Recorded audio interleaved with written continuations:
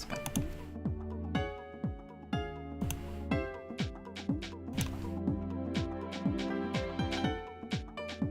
Okay, good.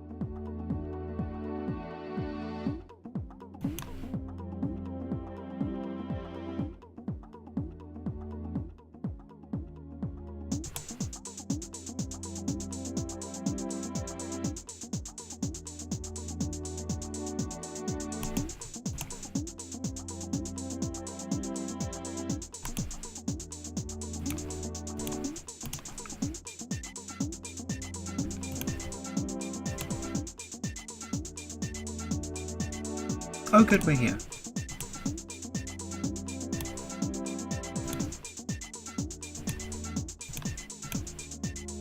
Okay, my apologies.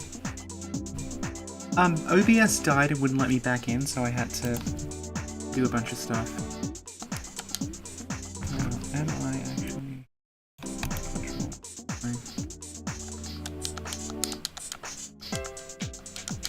Hello!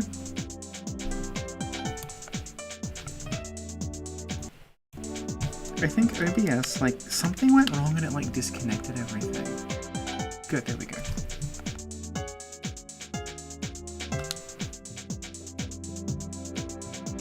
Oh yeah, so, yeah, let's pick up where we left off. So basically drawing a triangle got me an arm, so what I want to do is I want to try drawing, like, something that's similar to a triangle and see if that gets me another arm. That's sort of how this is supposed to work.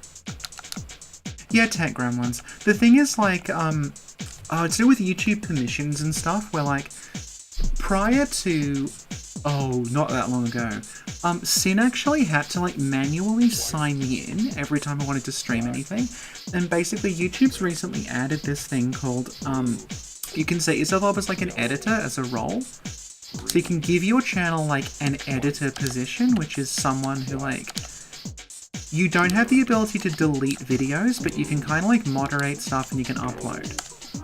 So that's what I've become. Leg 3 again.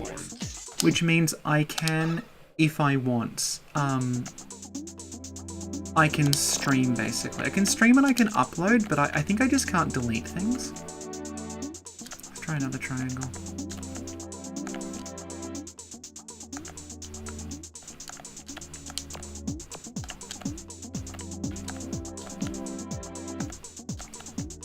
And yeah, that basically meant that when OBS died, I had to go in and change. I guess arm 3. Okay, good.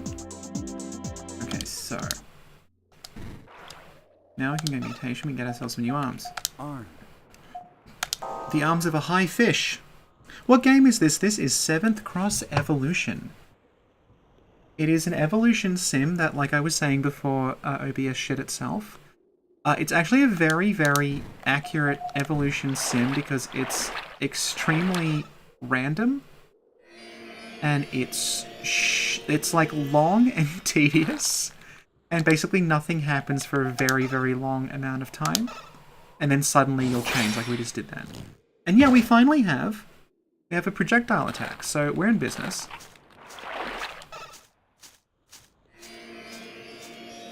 That's like a healing thing, which I actually don't want to have equipped. I want to equip wind. And yeah, they literally are like, it's like fire, water, wind, earth spells, like it's a JRPG. Very, very, very strange game. Can we take on the crab? No. So the crab is our nemesis. It's been one-shotting us throughout the game. Can I get my... Body. Leg. Luckily you don't lose, like... I think you lose your evolution points, but you can just use the stuff you had stockpiled to evolve again, so... Oh my god. It's like we were saying, that, like, noise is the crab chasing you, and it's this game's equivalent of the nemesis following you going, stars! And as soon as you hear it, you just start panicking. But unlike... Oh, for God's sake. Yeah, this was on Dreamcast. Leg. Arm. Eventually, our goal was to basically become the apex predator.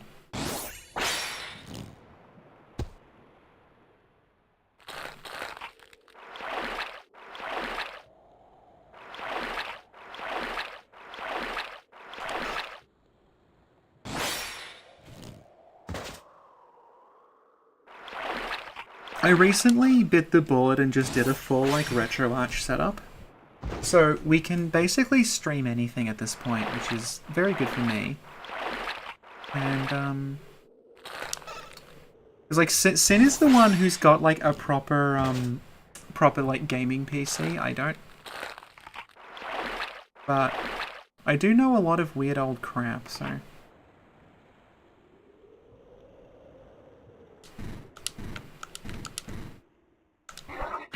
Also, yeah, you actually can't use non-water attacks when you're in the water. So you can say, like, I'm trying to use the wind attack, it's not letting me, but if I come out of the water, I think this is, yeah, this is about right, I can use wind.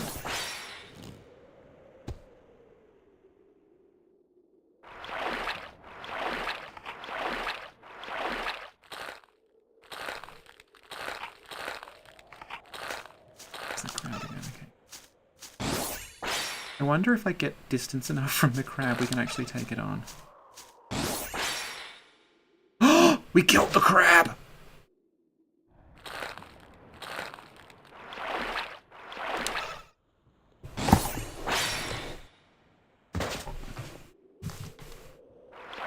Okay, so now we're kind of in business. We're going to have to grind a little more and try evolving some more parts. Oh, it's that stupid flea thing. It's like a diving beetle, isn't it? I actually have, this is like peak Australia. There's a swamp around there. And it has carnivorous diving beetle larvae in it. And I actually kept one as a pet for a while. Hello, Ritsugo. So yeah, I had a pet sort of like weird, looked like a little tiny lobster. And if that thing had reached maturity in my bedroom, it would have grown into something that like ate flesh. But it didn't get that far. It was actually eaten by another thing that was in the tank with it.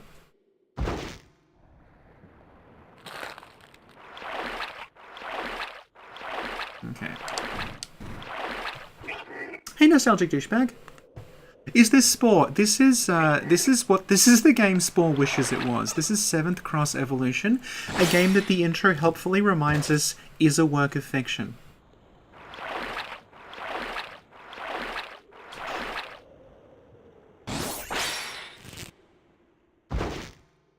Okay, so we should have stockpiled enough to try evolving some more parts. Oh, Ace is here, hi. I mean, this is kind of how the Crucible works in Elden Ring, so in a sense, like, this could be the Elden Ring DLC. Okay, good. We have 17 points, let's fucking go. Okay, let's try drawing just some weird shapes. Let's make, like, I don't know. That. Looks kind of like Dig Dug. Body 3. Okay, good.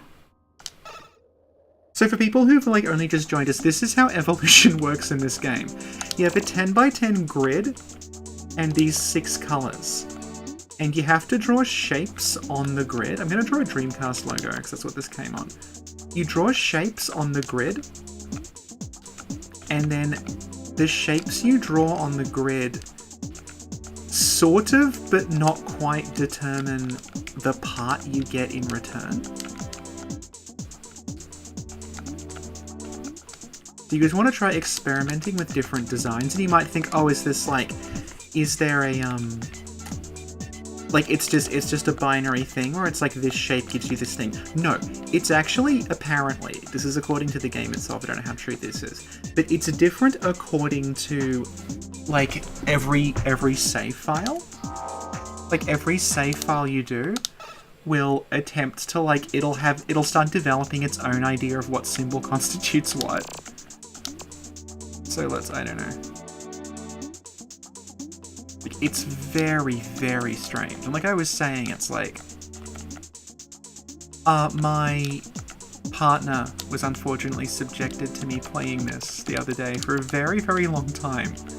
As I tried to figure out what you were supposed to do in it and how it worked. There we go, let's try that. That'll be a video game power up leg 3, nice.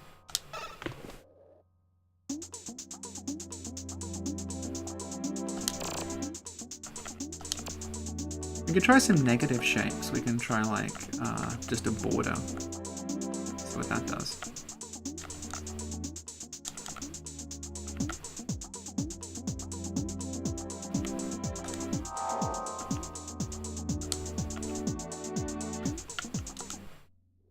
How many more of these can we make?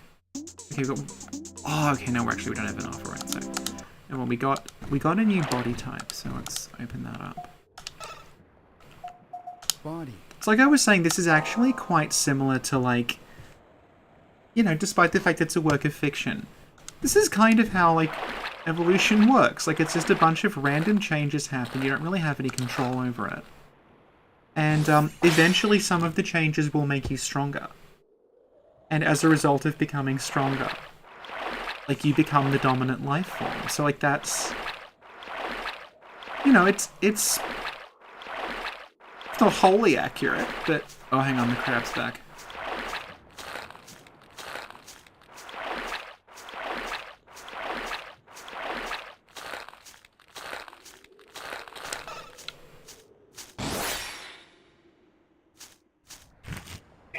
Okay, we're at a stage where the crab's not one-shotting us anymore. Look, it barely did any damage.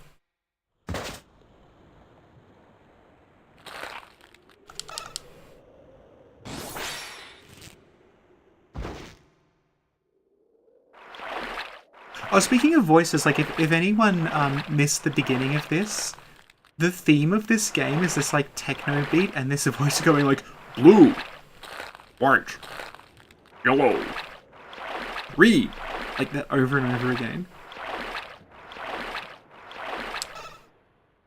Oh, that's interesting. I'm able to use it. Maybe it's with depth.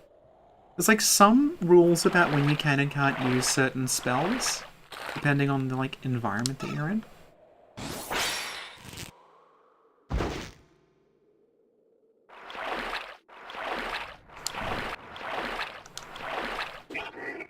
Let's just hit it, see how much damage our fins do. Ooh, our fins one-shot the beetles. Oh, the crab's back, hang on.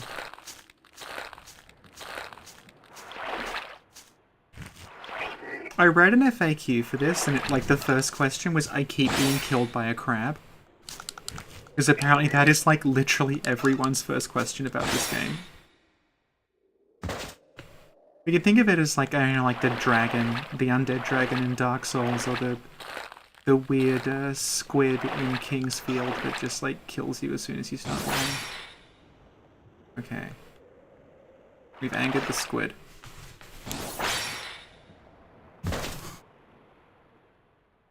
The circle with red and blue balls is the compass, so like it's helpfully pointing to that cave. So we won't go into it now, but like inside the cave is the boss of the area, and the idea is like you're just making yourself strong enough so you can fight the boss, who is this like weird, like a giant slug sort of worm monster. And like you've sort of seen, the battles they sort of work like it's like turn-based stuff. So essentially what you're doing is you're just trying to get your stats up high enough that you can survive enough turns to kill the worm thing. So we probably have quite a lot stockpiled now that we can actually kill the crabs, so... Hell yeah, okay. Clear that. What can we try drawing? Let's draw a ghost. I'm just looking around my room and I've got some ghosts hanging up on my wall.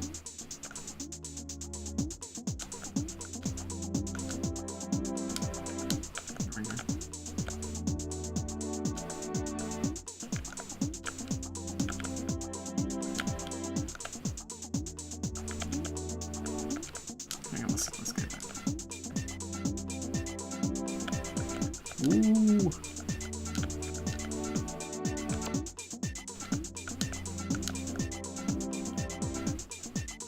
Oh, what does this do? This is like level 3 again. You'll see we've got like level 3 a bunch of times. Something that the game does is like, even if you generate duplicate parts, the duplicate parts will like increase your stats anyway. So even though like we keep getting like level 3, that's at least giving us this like slight benefit. I don't even know what I'm doing at this point. What does this do? Like level 4, nice.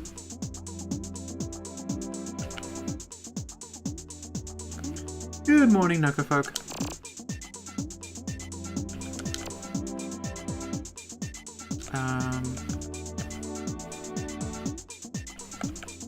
Let's draw a lightning bolt. Just looking around my room for things. There we go.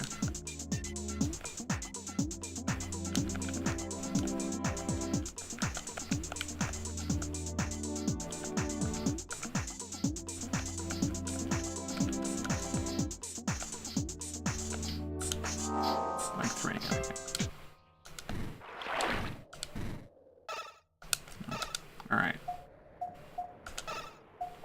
Leg. Hey! Now we're some sort of like weird bloodborne thing. Now obviously legs affect traversal, so we can no longer go on land over this thing. But we might be strong enough to take on the... Ah, okay, this is a problem because we need to be sticking out of the water to use our projectile attack. And what other X powers do we have? I've got this. I think what we need to go is we need to try getting another head, because I remember like when I got a better head, it gave me access to like fire spells. And I got like a reasonably high level ice attack that could just completely one-shot anything. I was able to beat the boss by just spamming that. I've seen someone like play through this who knew what they were doing. And at the start of it, they just like drew a bunch of really specific designs and they got this like Kamehameha blast thing and just used that.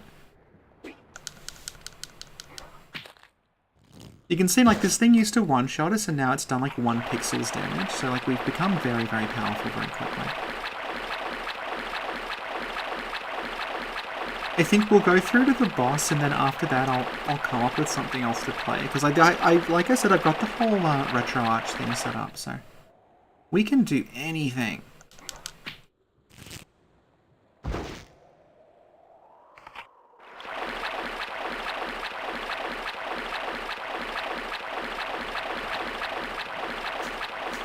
Oh, the crab's back now. Where are you? Shit.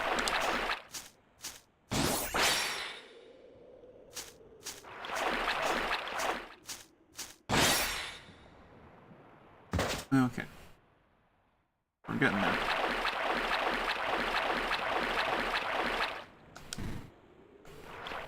When I was playing this with Allison, it like... I ended up with a weird, like... It was like a lobster. Like an upside down lobster is the best description I can come up with. Let's do a heart.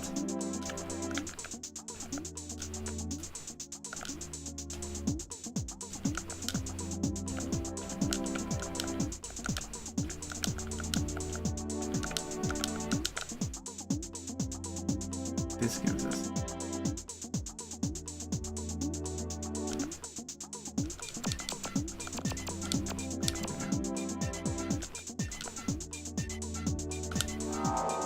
More like level 3.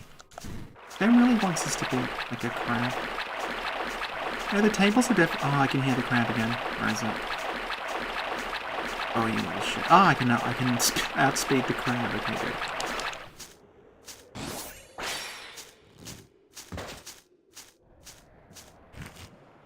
Oh, I guess look how little damage. Like, that thing used to one-shot us, and now we're like, oh, we can punch the crab to death. I was saying to Allison when we were playing this that, like, an idea of, like, something I would do one day, is, like, this bit of dungeon crawl. It's like this randomized dungeon that you're going through, but you're just evolving into different things along the way, as opposed to it being this just like this sort of space that we're in that's basically just an arena.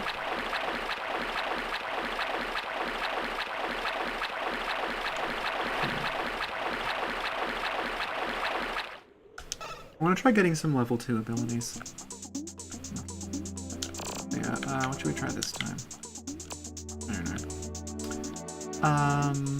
Looking in my room for things. Let's try a carrot.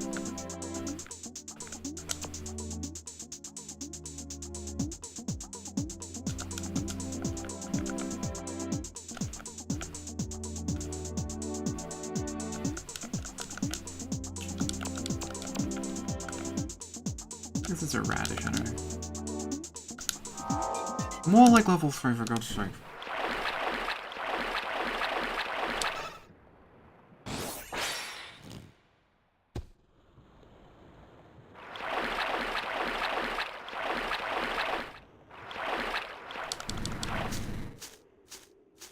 Ooh. Ah, the crab's running from me now.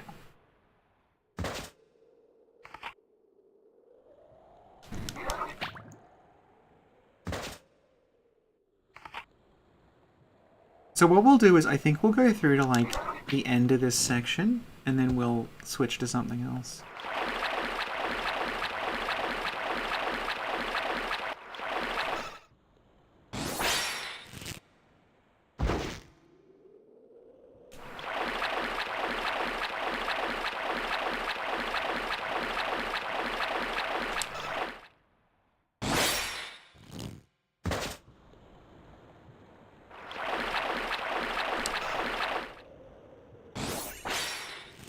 This is peak performance.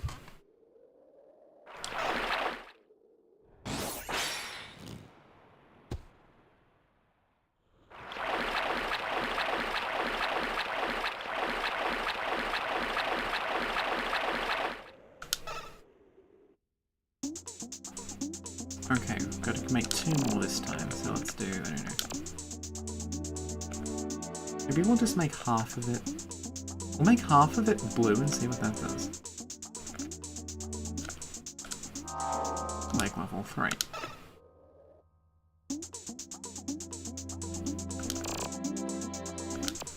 This is a really interesting idea.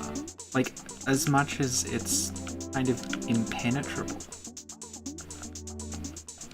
Like, I actually really like this as a concept.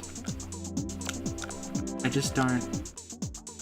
It's not great if you're streaming it, because you spend a lot of time doing weird trial and error things like that. How many times am I going to get like level 3? Oh, you think you can fuck with me, crab? I am a god to you.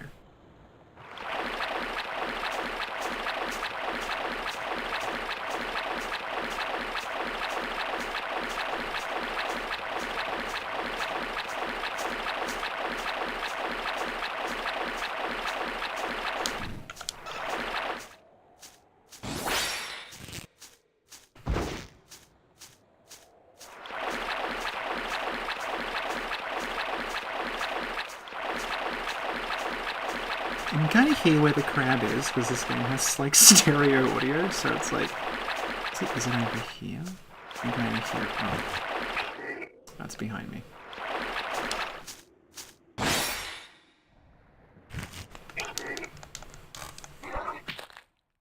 Okay, we'll try middle finger next time.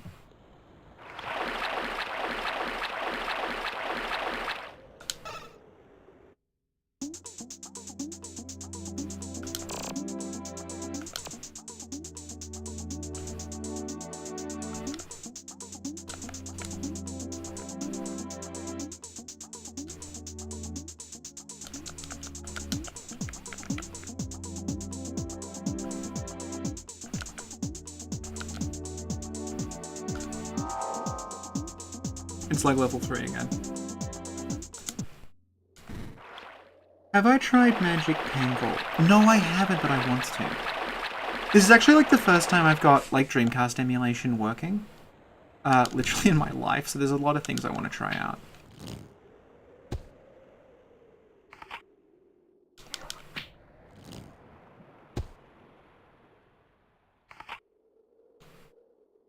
I might actually just save state and show everyone what the boss is like to give you a rough idea of how this works. So, and there's another crab coming.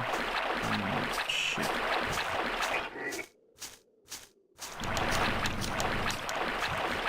It's targeting the further crab. You're gonna hit it or... Oh my god. I think there's like a change target button somewhere.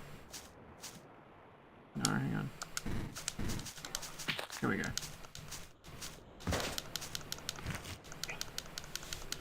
See, to think when we started this, we were one-shotted by crab, and now we've just taken out two and like almost no damage.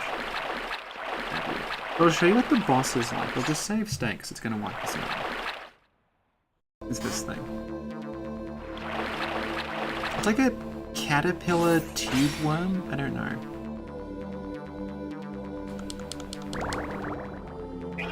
And like, yeah, see, it's doing quite... we will not survive this. This is what I mean about it kind of being like JRPG combat. Like, it's just sort of... Yeah, there you go. It's like we're just dead. Like, the numbers are not high enough.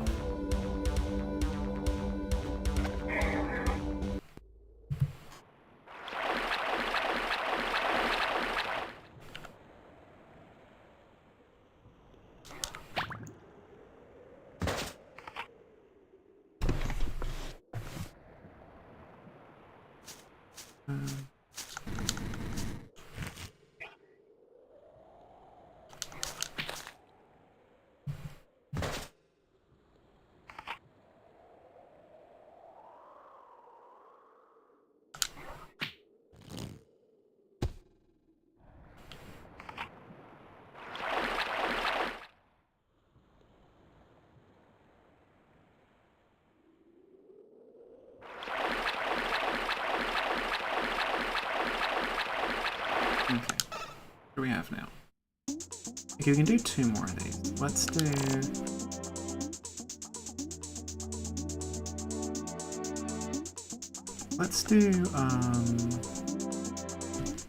Let's make Erden Writhe from Bloodborne. I've got an Erden Writhe badge on my desk.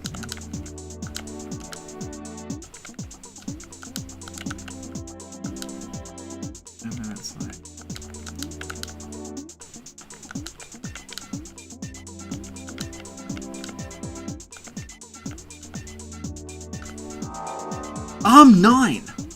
Holy shit. Okay, that is extremely good. And maybe, I don't know, try like formless Erden maybe.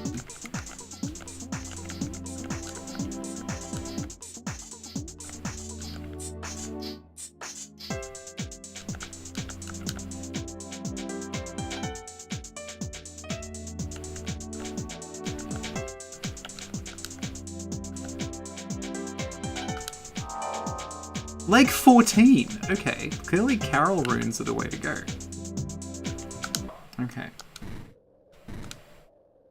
Now, do we actually have the... You see, Hamlet, but we're actually missing, those costs down the bottom are like what it takes to make them, and see, whatever the hell HC is, we're actually missing it, so we can't use it. But, let's see if Arm 9 works. Yes, we can make lizard arms. Oh, look at that. That's beautiful.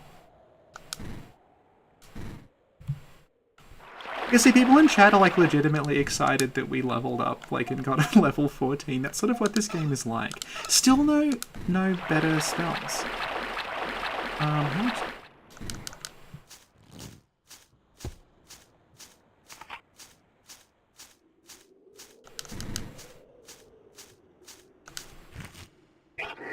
I guess it's kind of like a gacha game in some ways. There's some like target. There we go. That's how you change target. For people who like don't remember, the Dreamcast controller was like kind of not shaped like a standard gamepad, so I have trouble remembering like what on this thing actually maps onto it. It was like it would almost look like a portable handheld. Like it had like a screen. It was quite chunky.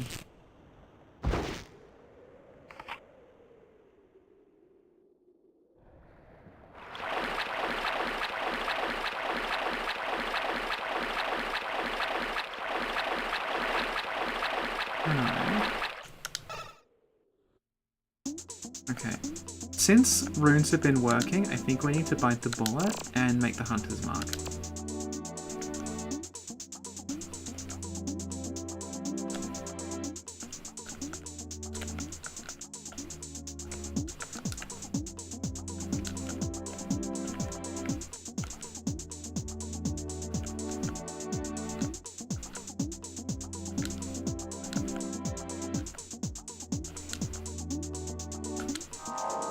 Like 3.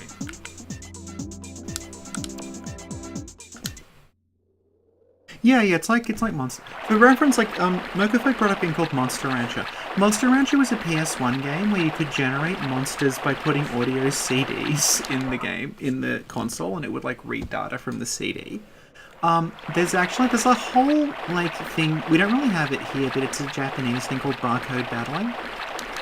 Where the idea is like you automatically generate like it's like Pokemon. You generate a monster for yourself based on scanning barcodes. It's like using the barcode as a seed to generate like a random creature. And you can just like, they will sell you little barcodes that specifically are used like this will always make this thing that we know it will make. But you can use it on any barcode. So the idea is like you'll figure out that like there's some thing at the supermarket that makes like something really strong, and it kind of spreads among like, you know, it's for children. It's like you tell everyone at school like, yeah, you know, this like kind of chip or whatever, it makes something really strong, and everyone goes out and tries it. Okay.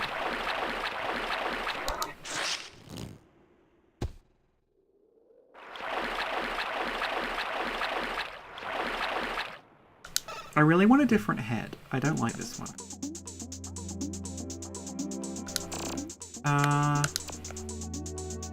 What rune? We haven't done Radiance. Let's do the Radiance rune.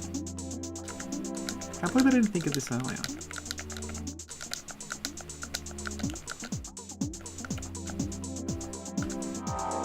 Head 17. Christ. Okay. But I don't think we'll have the resources for head 17. Let's see. Head. Oh, okay, we need protein, but we can at least harvest that here. So we'll keep doing this, and then I guess like either we'll evolve something else, or we'll get enough protein to grow a new head. I don't actually know, how do you check? How much protein do we have? Does it even say? No. Yeah, it doesn't actually. I don't know where you find out. Oh wait, there we go, hang on. Oh, we only have 53, okay, that's gonna take us forever, won't bother with that.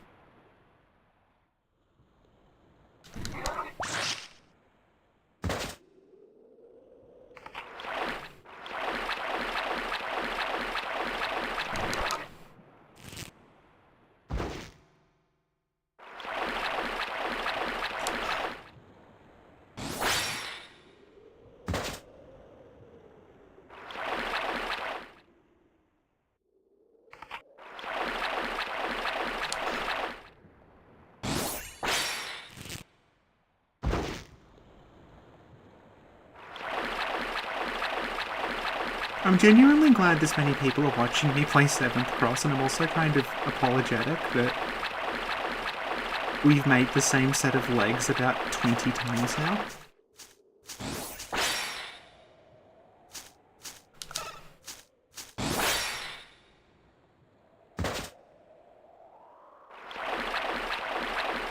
I do kind of like this because it's like you don't...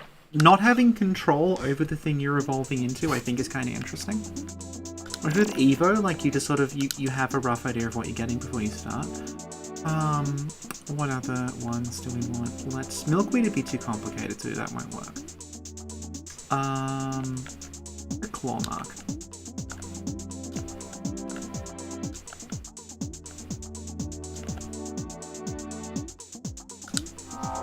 Okay, Lake 3 ago. Let's try Lake.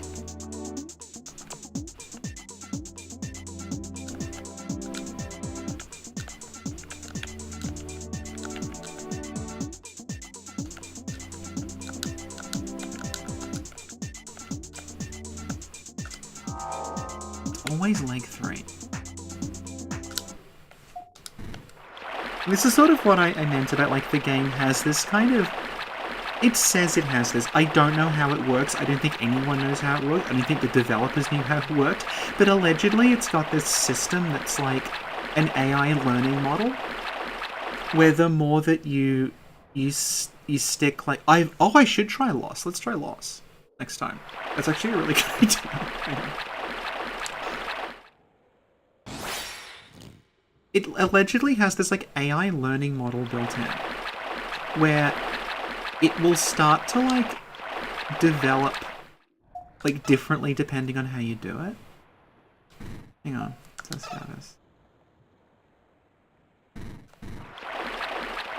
So, like, if we drew those same images in a different save file, it would actually generate, like, different parts for us. Which I think is part of why, like, this game takes up, like, it's like 170 blocks of memory on the Dreamcast, which is massive. And yet it's all largely pointless, because no one understands how it works.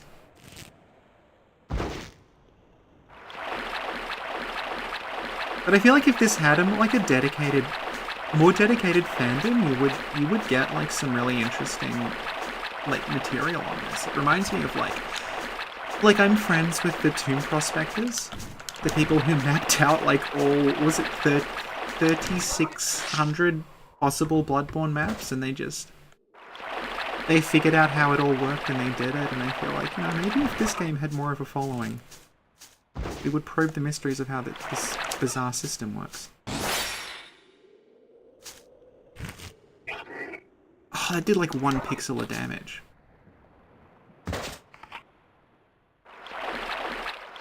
Okay.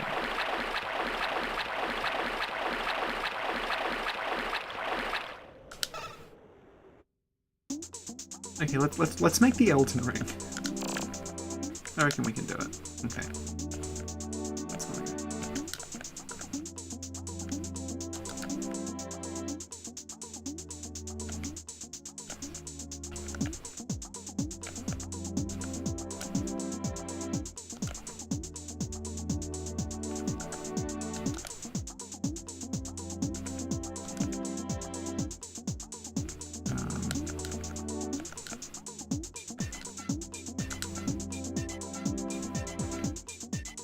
I think that's as good as we're gonna get. Leg 16, damn, okay. And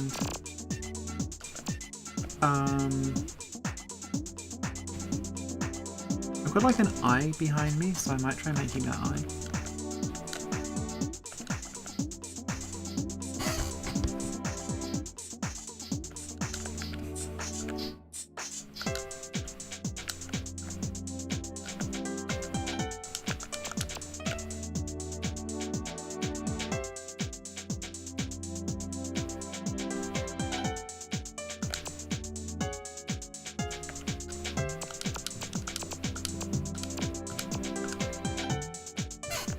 It has like a black border.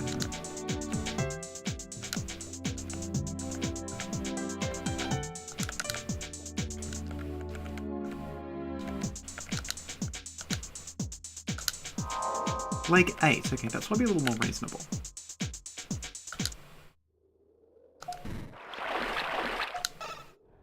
It's like, what is leg 8?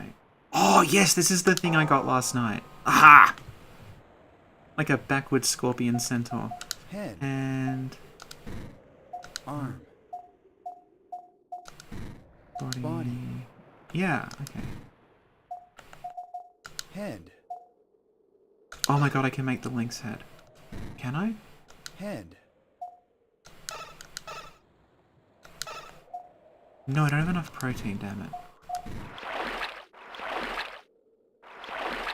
I wonder. See, this is so different from last time I was doing this, because when I was playing it the other day with Allison, like, I ended up with some, like, really strong ranged water attack, and I wasn't, like, doing anything different. It just, like, sort of gave it to me, because it's partially, like, procedural.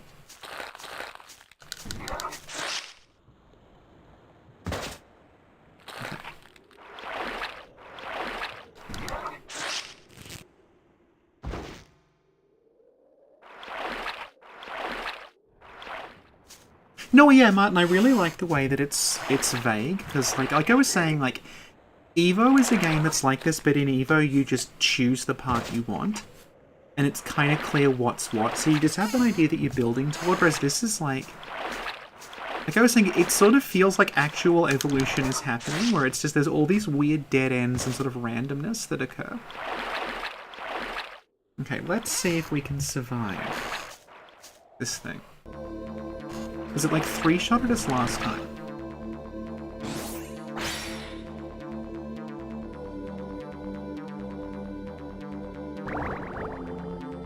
Yeah, I don't think we're gonna make it. Like that's taken off about 20% of our health.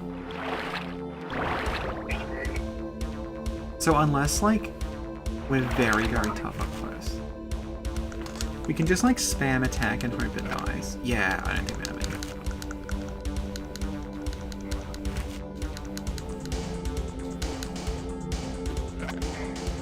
Yeah, it's not gonna work.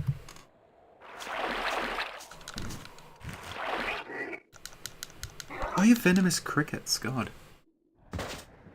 Like I was saying earlier, like I live near a swamp. It's around there, and obviously it's just like full of like insects and stuff. That we're kind of in the very end of summer at the moment. It's gonna be autumn in a bit, so like back in spring, there's just like weird bugs everywhere.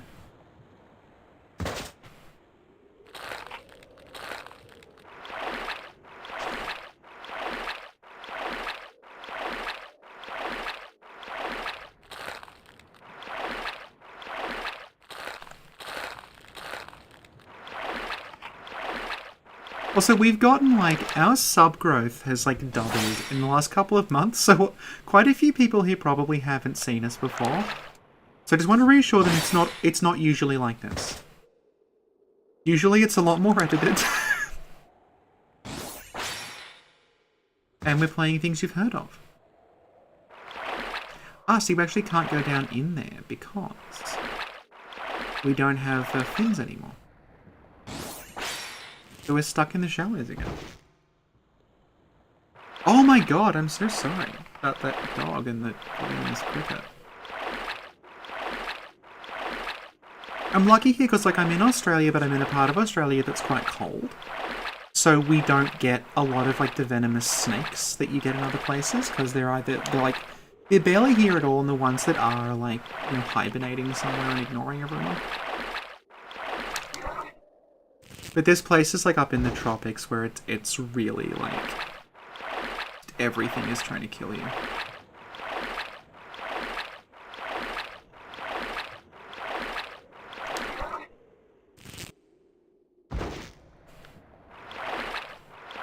I was thinking actually, because I program in an engine called Godot, which is all like node based. It's all just like you sort of have a node inherit another node in like these trees, and it would actually be perfect for something like this, because you would just have the base body as a node with then the various like limbs and heads and things as nodes of that node. It would work very, very simply.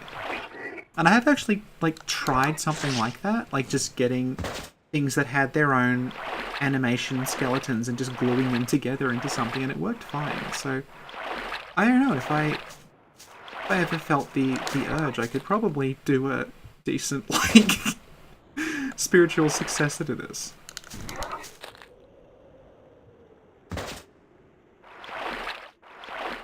Here we go. Okay, we can do 5 of them, so that's quite good. So let's try... what else is in my bedroom? There's like a skull behind me. Let's make a skull.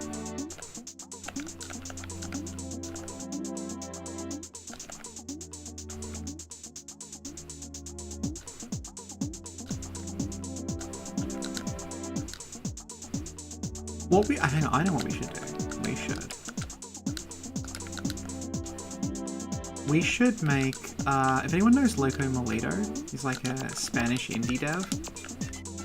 We should make Loco Molito's little skull that he uses. He made Hydra, and he made, oh, like 17, nice. He made Maldita Castilla, which you can, I think, get both of those on most platforms. They're on Steam and on like the PSN store and stuff. That worked. Let's try... I don't know. Let's actually make like a DNA helix spiral thing. See how that works. Leg 3, of course. Let's actually draw a leg and see if that gets us leg 3.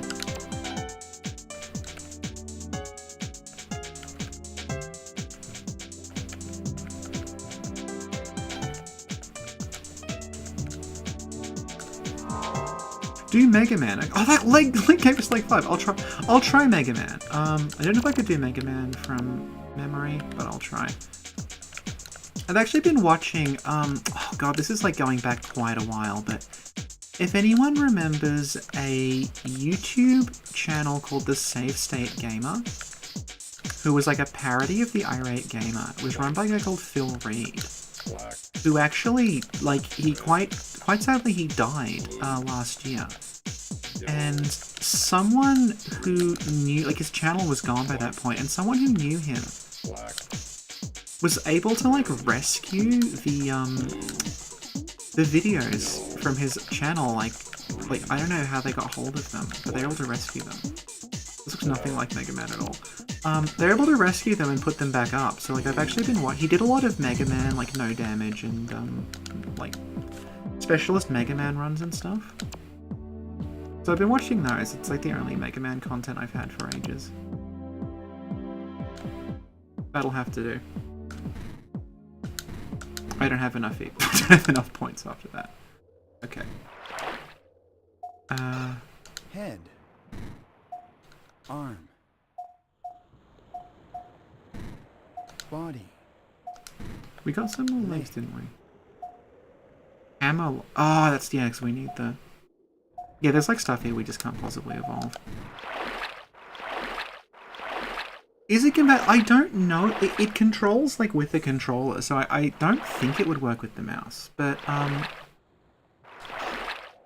good try. Actually, I installed a bunch of light gun games, but I have not configured how Mednafen does light gun sound. I went through this phase of like I'm only going to emulate games I already own because I've got massive crates full of like PS1 and PS2 discs, but I'm sort of at a state now where it's like, I don't care anymore because, you know, I can't be bothered digging through, like, I can tell you because they're in like 1 foot cubes, so I can tell you right now I have 5 cubic feet of PS1 and PS2 games, and I don't like having to dig through them constantly, so. I just bit the board and just shoved everything on an SD card.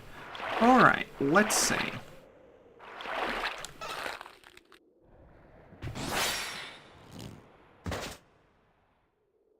I'll try doing the links.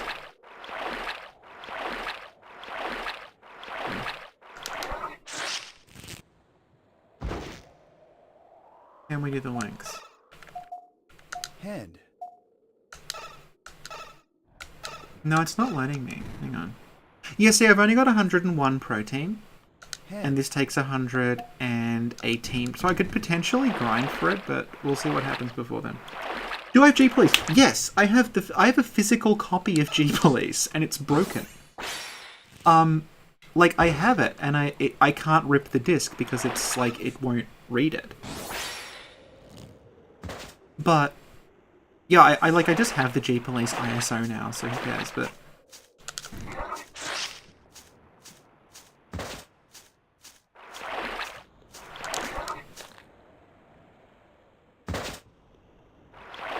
Okay, how much protein do we have now? Oh, we're 100. Okay, I reckon if we kill a few more of these, we can get our protein up.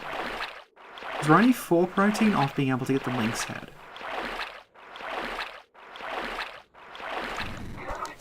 Actually, speaking of Lynx, when we're done with this, I can actually stream one of the From Dreamcast games, of which I think there is literally only one.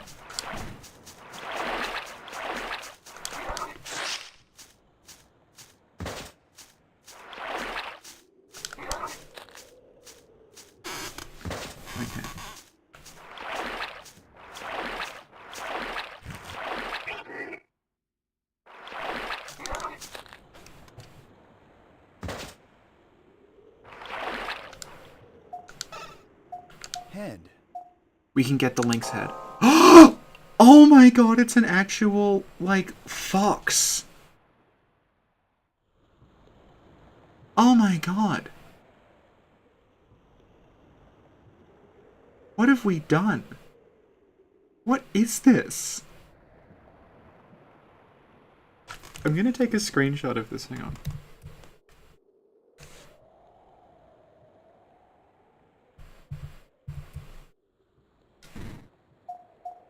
Hang on, what X power did we get? Oh, our power meter's gone way up. What did we get? What a second. Okay, good. That's what I had last time. That's how I beat the boss. So...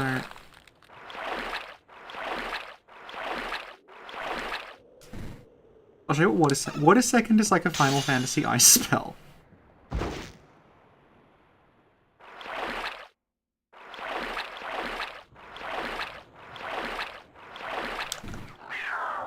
Oh my god, we make little meow noises! This looks like in the old, like, D&D books when they talk about demons and they all just look like random collections of animals. This looks like something that should serve Demogorgon. Like a fox's head on a lobster. Okay. Let's show some... Okay, we can make 2 more. Let's finally send off Mega Man and see what we get. Leg 15. Nice. And... Hey, Zeno! Let's actually draw a fox now that we've become one. Hang on.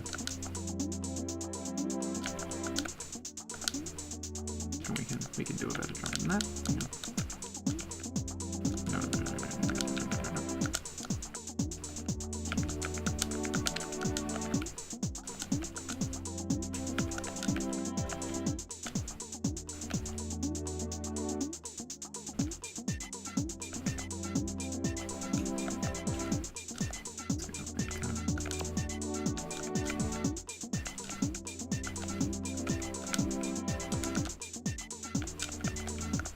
It looks like a mouse, doesn't it?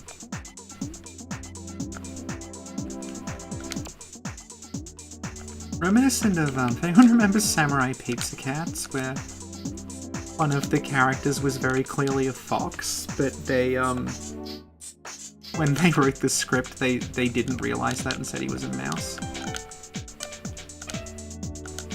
They made him talk like Paul Lynde for some reason. There we go.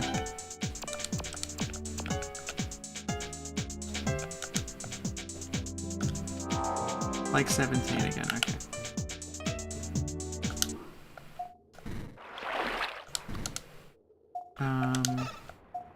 Can we use the other legs?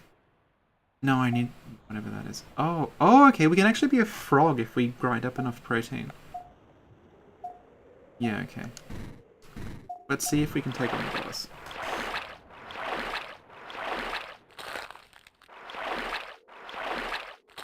And again, like, Evo Search for Eden doesn't let you make anything this fucking creepy and weird. Like, Evo Search for Eden, you could not combine crustacean, what's it, because it calls it desert bone, and, like, a fox. Okay. Okay, we might be able to do this because we can just spam the, we've got enough EP to keep spamming the ice spell.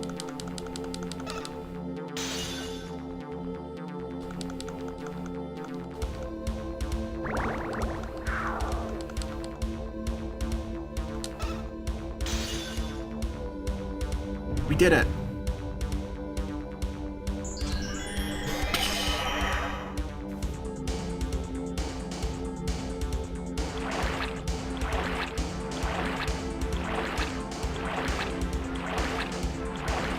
Oh yeah, Foxfire, yeah.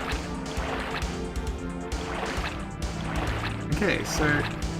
Now I compared this, I'll just save here. I compared this to Evo Search for Eden, and like one of the things Evo did is that every time you went to a new, like, epoch, it would kind of force you to change.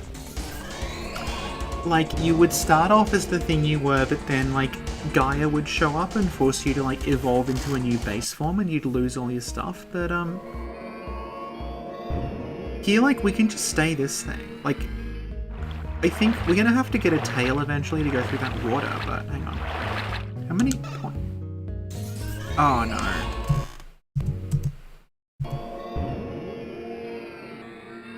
Okay, let's go back through. Okay, that's true. No, oh my god. Sorry.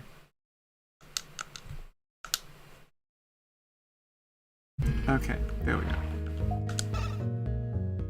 What is this game about? That's a very good question. Nobody knows. It does actually have a plot that's reasonably in-depth, as weird as that sounds.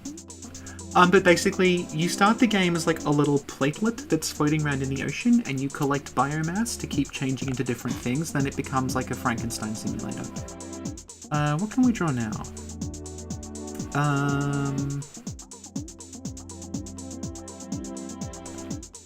I've been, putting together some Space Marines for the channel, because Sin wants to do Warhammer content, so let's make the Ultramarine logo.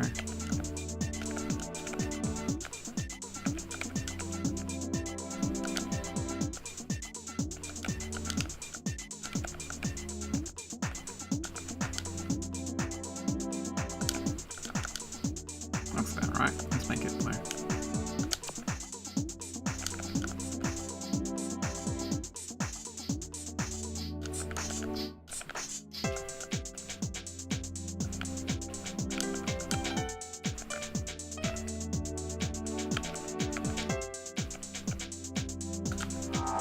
Body 9, nice. What chapter? I'll show you actually, because we're in the middle of putting it together. It's a custom chapter that I'm putting together for the channel. The edge highlighting's a little too extreme at the moment, so I'm gonna have to like go back in and make it less obvious. But basically, what I'm doing with this chapter is I have a ton of nail art zodiac signs. They're like little tiny stick-on zodiac signs that you use on your fingernails. And I'm using that as the chapter symbol. So I'm painting everything like dark blue and then sticking these like little zodiac symbols on it. I don't know what I'm going to call them yet. I'm trying to come up with a name. I really like the word sidereal, which fits with like star stuff, but I can't come up with like another word. And like sidereal swords or something, but I don't know, that sounds a little too violent. No, see, we're out of protein because we evolved into the, getting a lynx head used up all of our protein, so I know this part of the game we need to have a different, yeah, we're gonna have to get the high fish because there's like a lot of work on this. There we go.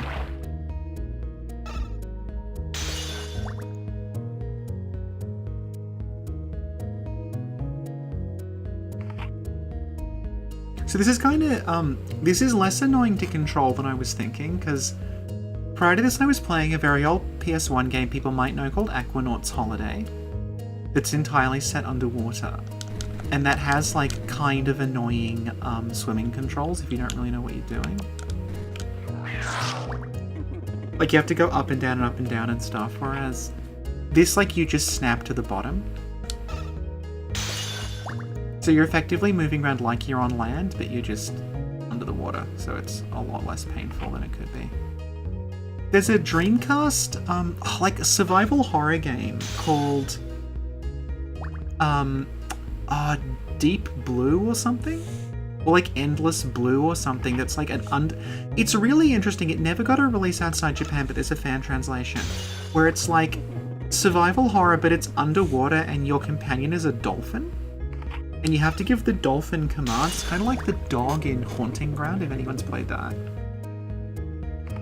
And I have like a sort of early English translation of it that someone's made. But I don't know enough about it to like properly play it.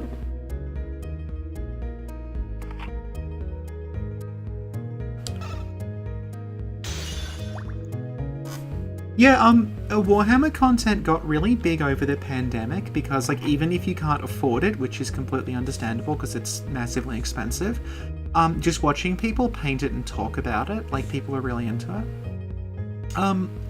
Dahlia, who we've had on she's a friend of Sin and I, we've had her on a couple of times, like, she just has, like, a lot of kind of time at her job where she's just sort of sitting watching screens. So she started painting like Warhammer stuff, kind of as something to do, waiting in case sort of to fill in time while things weren't happening. And she's gotten really into it. So we've been talking. She actually sort of got me back into it in a sense, because I'd been like, I had been playing it in some capacity for a long time, but I'd sort of fallen out of it for a while, and then she sort of convinced me to like address my giant pile of unmade sprues and do something with them.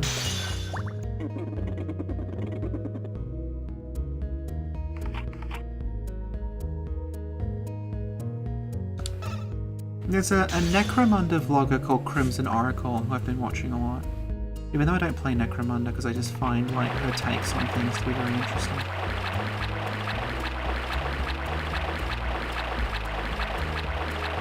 I think we're going back the way we came.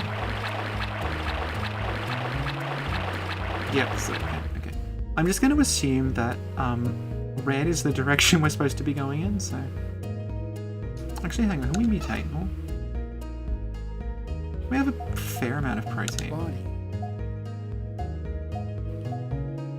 Oh, we have just enough protein, I think. Yeah, look at that. Leg. Oh, we can make a golem. Amazing. I don't think that can only move underwater though. Frog. And how much protein do we have? Okay, if we get an absolute ton of protein, we can get frog legs and swim around. Actually, just speed this up a little.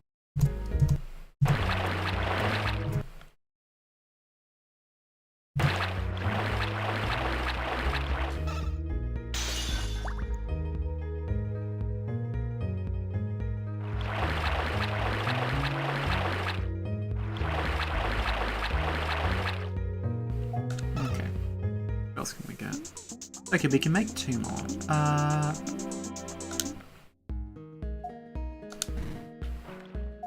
we go.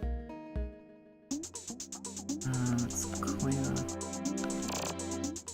And let's try... Oh, here in my room for inspiration. Make a packet of chips.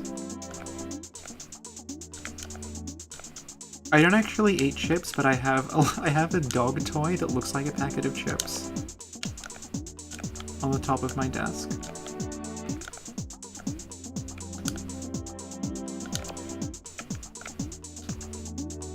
I feel like I'm cheating sometimes because like a lot of food that's bad for me just makes me sick, so I don't eat it for that reason. So like I have such good self-control. It's like I just can't eat fried things. It makes me sick. 1 second to make this. Like 8, nice. And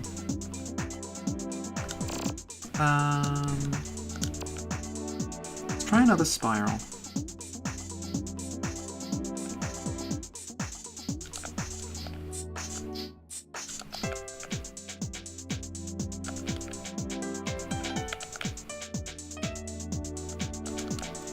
Actually, let's make that into a snail.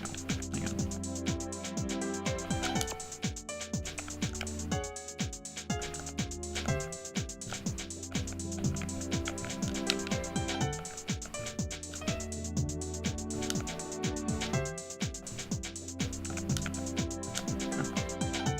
Oh, in the middle of the shell.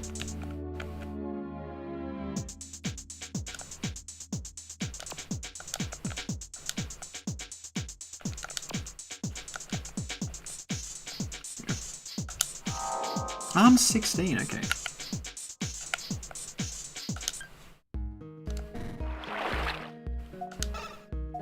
Can we use that 16? Oh, electric mollusk. That sounds great, but we can't use it yet. Okay.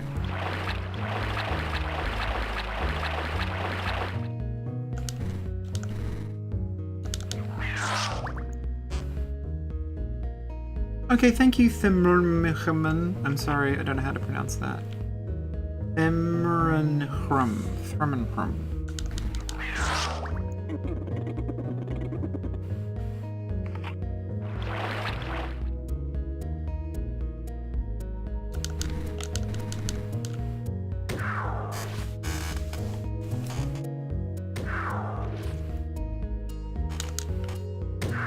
Oh, okay, I've never been poisoned in this game before.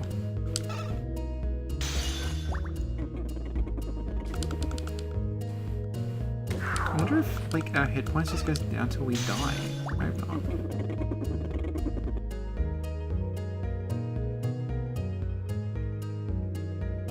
I know I had an EX healing thing at one point. Oh my god! Death Curse? I'm guessing Purification heals us?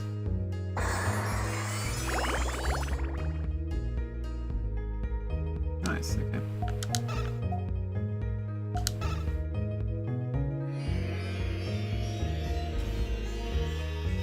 I did not realize we had that many spells, Jesus.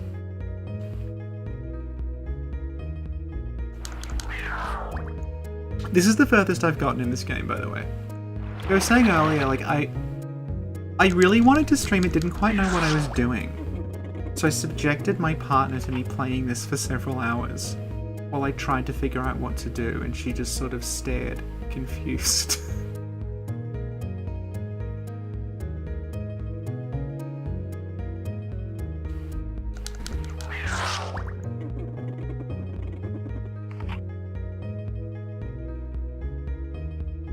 There's like a series of little tunnels around. Here we go. Yeah, now we're getting somewhere.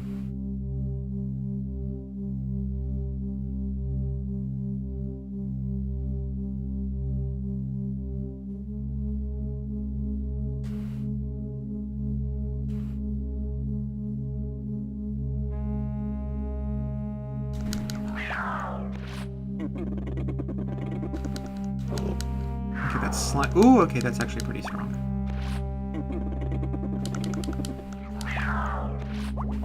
Oh, good, we killed it.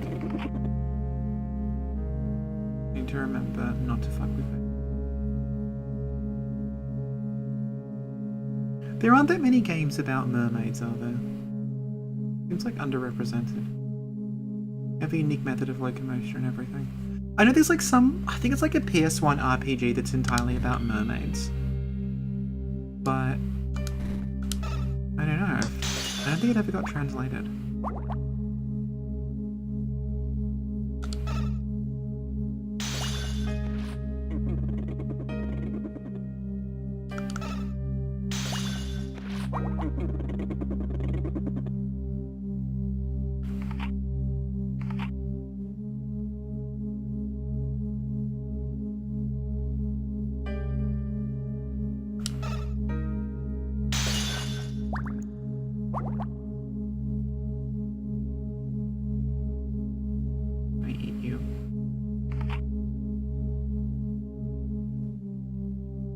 Like, what we're playing as now, I can see this actually as, like, someone's persona, because it's, like, a mermaid that's a fox.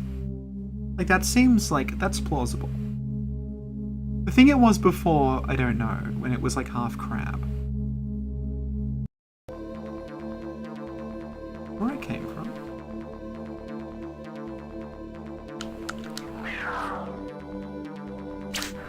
Okay, they're all tough.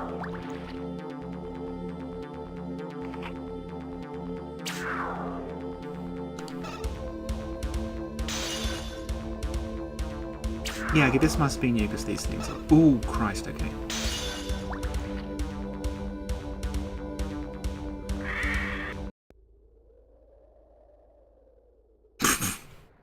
This game is permadeath. You die, you go back to the very start. So that was 7th Cross Evolution. I'm not going through that again. But yeah, it's kind of cool and interesting. Let's see what other things we have here. Dolphin Blue. Oh no, Dolphin Blue is like a metal slug with dolphins. What am I thinking? Blue? No. Is it called Ocean Blue? Maybe it's on another... Am I thinking of a PS1 game? It's possible I am.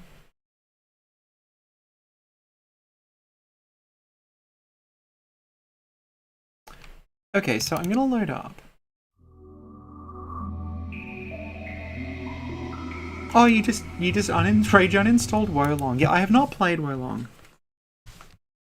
A lot of people who I follow, though, have said, like, basically they had to stop because it was too sort of demanding. Yeah, poor little foxfish. I mean, they're preserved forever on YouTube. So what we're going to show off here, this is something that I've brought up a couple of times when we've talked about old From games. This is a game I never got a chance to play because it was Dreamcast exclusive and I didn't have a Dreamcast. But this is Frame Gride. And it's the game that is a combination of basically Kingsfield and Armored Core.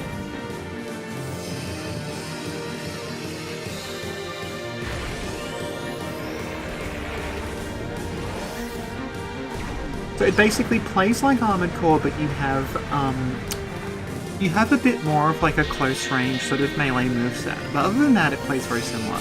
And it literally reuses assets from Armored Core 2 and 3. I think it maybe just 2, I don't remember when this comes out in the timeline. But it has the aesthetics of like a Kingsfield game.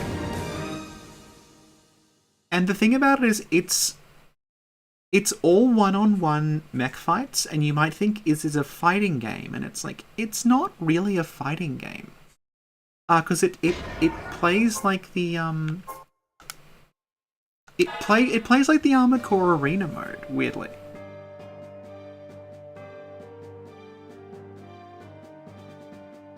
And yeah, it has this full-on, like, kind of Kingsfield-style intro talking about, like, you know, the old Emperor and stuff. I'm not very good at this. So don't expect us to get very far. But I'll always try to show you. And what's sort of interesting about this is, like, okay, so we'll see the upgrade system as it goes on. Like, I don't fully understand it, but one of the things Armored Core does and this doesn't is it makes you focus on, like, things like the part weight and how much energy things use. This doesn't. This is basically just, like, equipping armor in, like, a Souls game where, like, you just sort of mix and match parts. And just this whole intro, like, everything in here, you would have no idea this was about giant robots.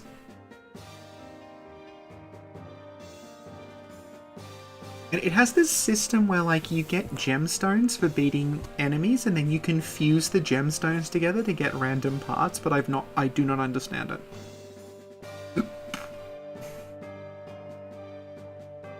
Oh yeah, Super Lucy, this is very, like, this is very Escaflowne. It's also very, like, Aura Battler Dunbine, kind of. Yeah, oh my god, yes, Wave Sounds Melange. So, like, something I brought up when we were talking about Armored Core 6 is, like, the early leak of Armored Core 6 back when it had, like, a different name. That called the MacGuffin energy source Melange. And now I'm wondering, we were like, oh, they got it from Dune. But now I'm like, did they get it from here? Like, is it a callback to Frame Gride? Was that the idea? So this is how we assemble the mech.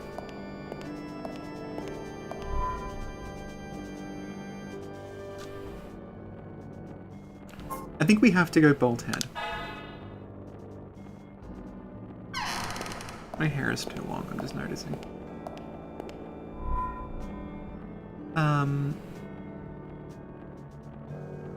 I think we need to be a pedal.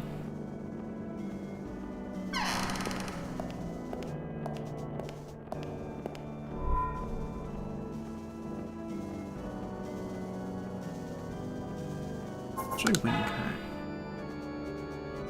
I don't know if Zenolali is still here, but, like, I was showing her this, and one of the weapons in this is called Answerer, which is one of the arms forts in Armored Core for answer. Let's try fire cross. Also, presumably this whole castle is scaled to mechs. So I guess, like, that door handle must be, like, I don't know, like 12 feet off the ground. But here we go, yeah. Answerer and M-Blood, R-Mace and F-Leaf. I think we'll go Answerer and M-Blood.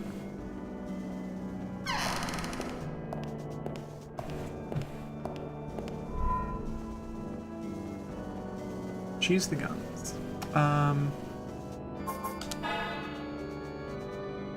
I have no idea what most of these do because I've not played this for long enough.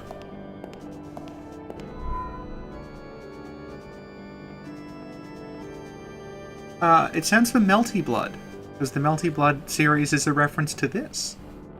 Okay, yeah. It's actually my real birthday, which is coming up in less than a month.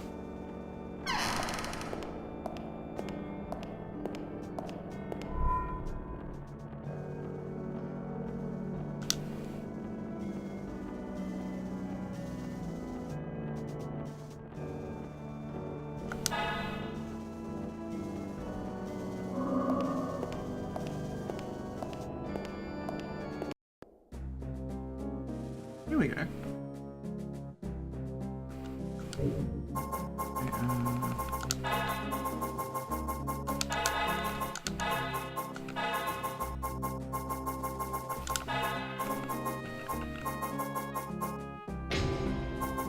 Squire, Sin can be in this because she's not available right now.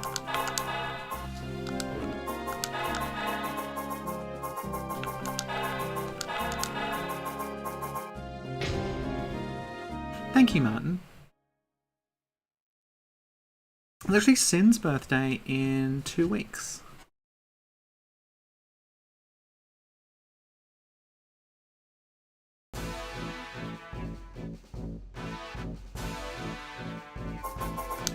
This doesn't give you a full RGB slider like Core does, but you can spray them this way.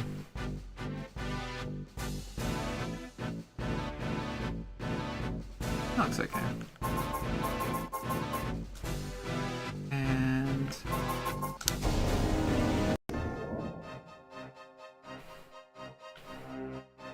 if you move around the map like this, right now we can only do that one. But like other ones will open. And also when you select them, you get this cool like tarot card picture. Here we go. Like Gordova the Dawn Knight is like so obviously like a From Software character. And later on there's one that's like someone the Knight of the Orchid. So hang on, that's melee. That's shooting. So what I mean, like, it's one-on-one, but it's not like it plays like a fighting game, it plays more like Armored Core versus mode.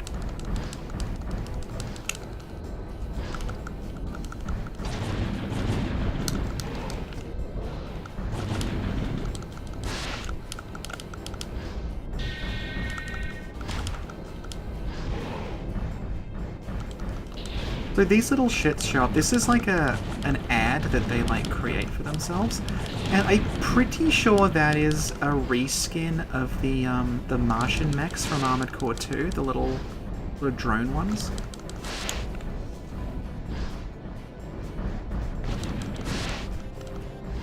Also notice that we have like those armor things, so very similar to Shadow Tower, where like you can actually like get body part damage in this, but I'm not actually super clear on how it works.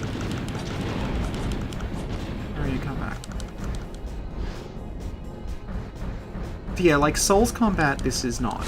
It's kinda clunky, but that's because you're in a robot.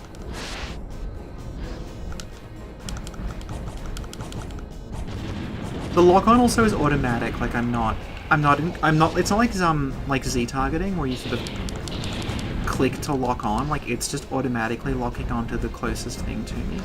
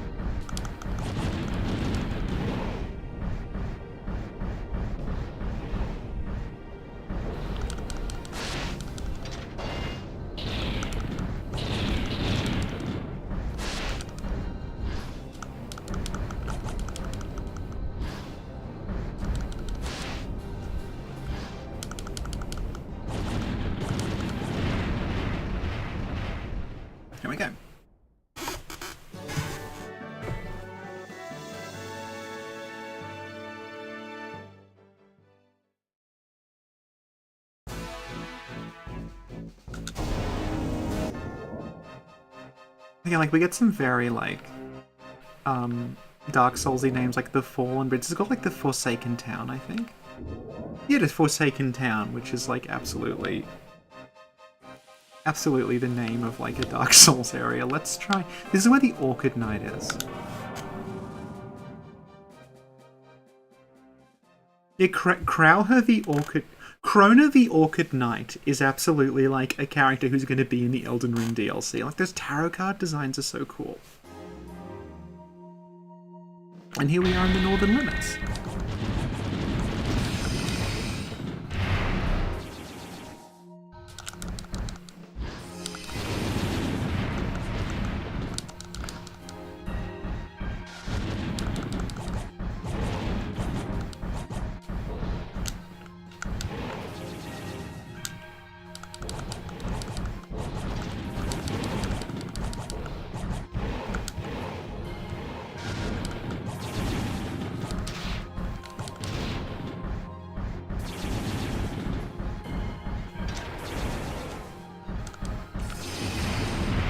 Ooh.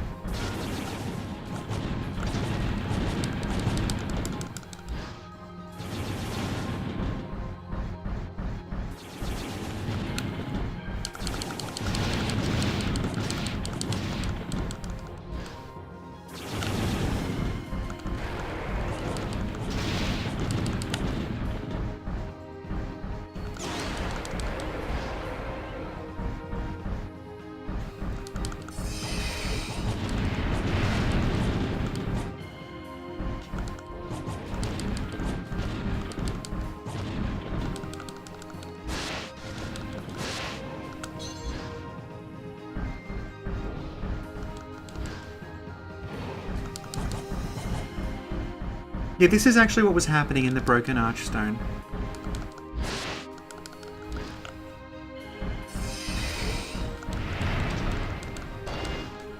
I'm assuming I have some sort of missile thing, but I don't know how to do it because I do not have the manual for this game.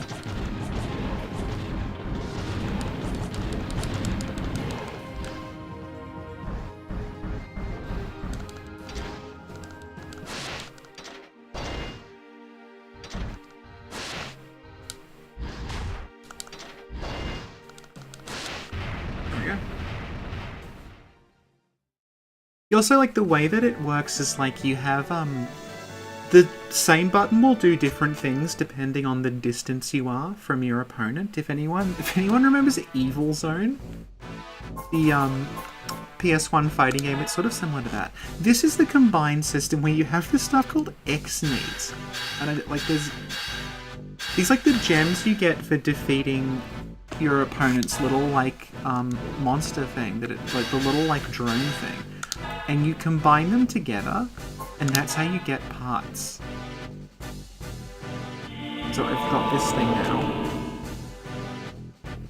I don't quite understand this game. I'll find like a... I'm sure like Casetive has a copy of the manual or something.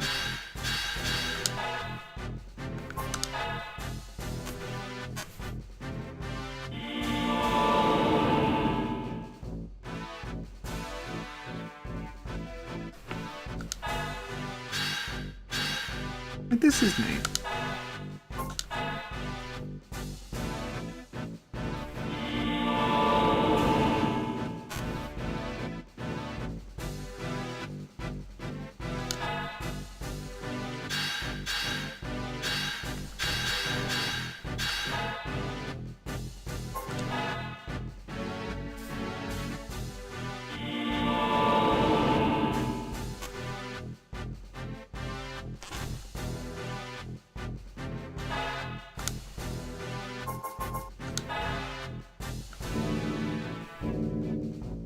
I'm already very confused, hang on.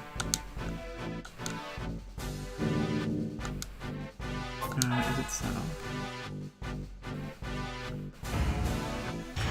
Oh, here we go, you can switch the parts here. Rondel, pedal... Rondel was saying better stats.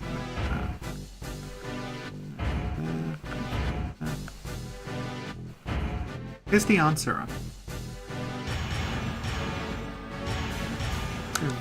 I have no idea what those things mean, by the way. I don't know what NASP is. Oh, there's probably near attack and near something, and then... I don't know. Let's try something else. Go to the Forsaken Town. Oh, this is just like an arena where you can duel people you've already beaten. Okay. Let's go over here.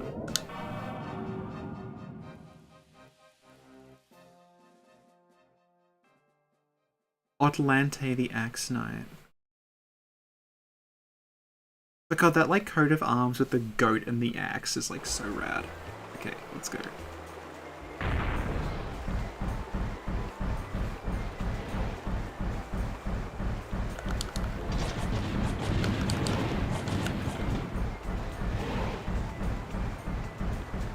I think I'll just do this till I eventually hit a wall and don't know what I'm doing anymore.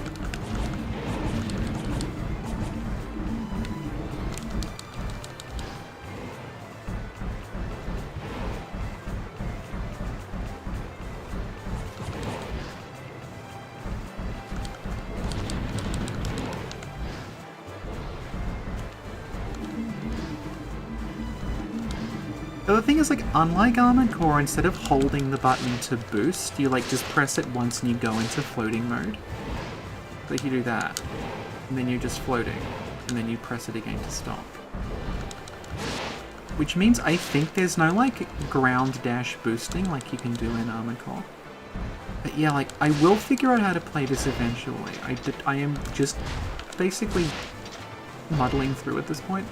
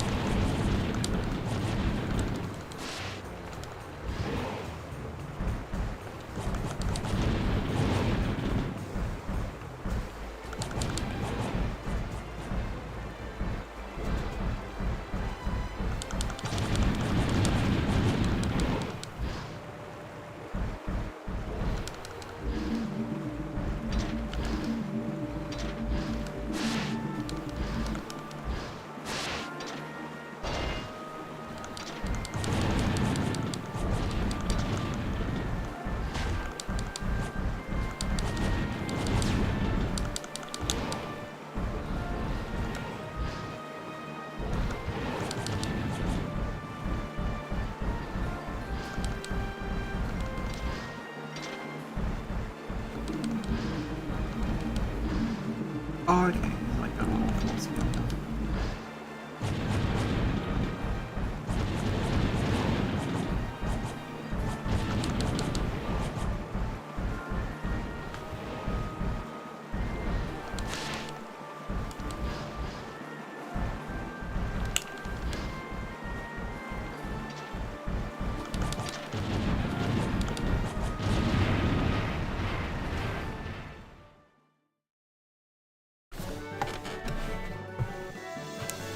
Oh, I missed out playing these too because, like, basically at this point, I would have had a PS1 and an N64, but I was in a PAL region, so, like, a lot of games just didn't come out. And, you know, like, I never had a Saturn, I never even saw, like, a Saturn or a Dreamcast. And, yeah, like, it's a lot of things never came out. Redderel the Night Knight.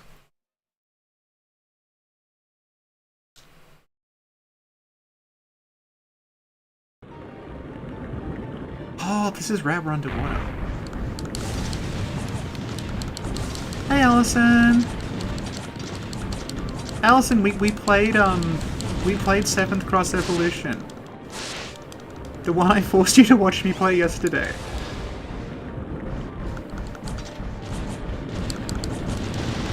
We made a mermaid furry, it was great.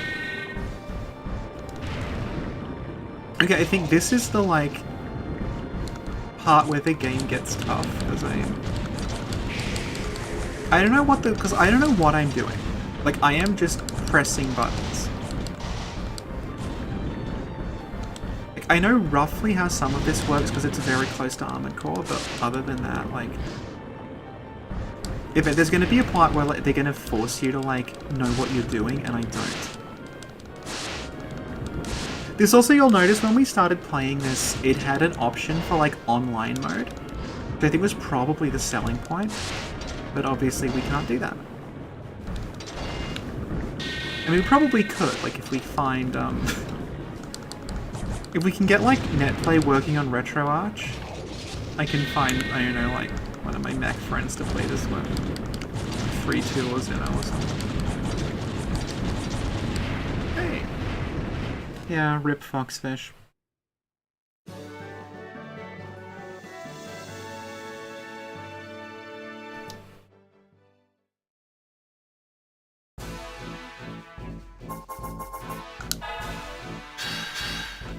Okay, let's make some film with some Lil.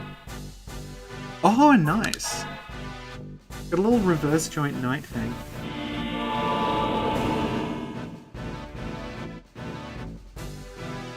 I know you can equip these to work as little drones in the fight, but I don't know how. What does Bally and Bally do? It makes a head, okay. Like, this is kind of a cool system.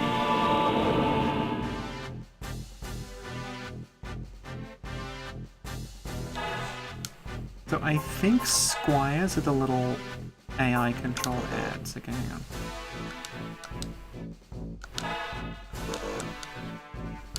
Oh, here we go. Okay.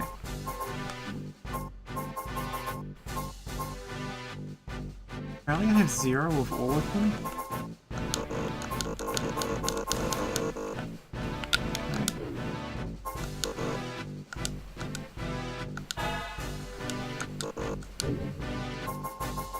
Okay, I'm sure I made a little dude. Here we go. Can I use you? Oh, there you go. Hang on.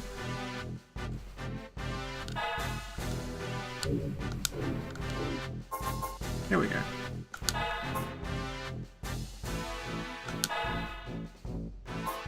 Oh, okay. I can just do that. Okay. It's a chicken knight, yeah. Silent Forest, this is so goddamn Demon Souls. Oh, that is so cool. I wish this were more popular and you could get these on like Redbubble.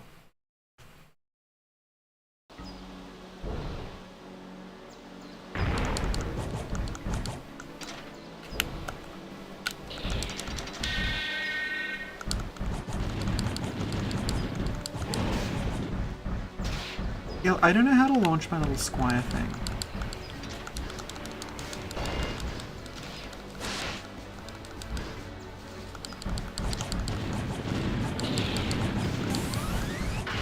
Ooh, okay.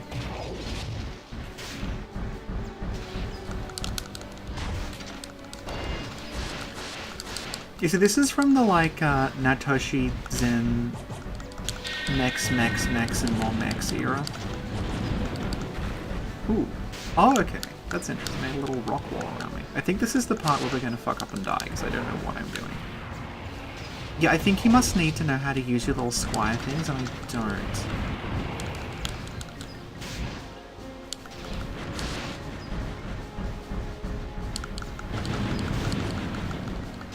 Yeah, yeah, it's like a 3v1 fight, and I don't... Can I call my little squire? I don't know how squires work in this.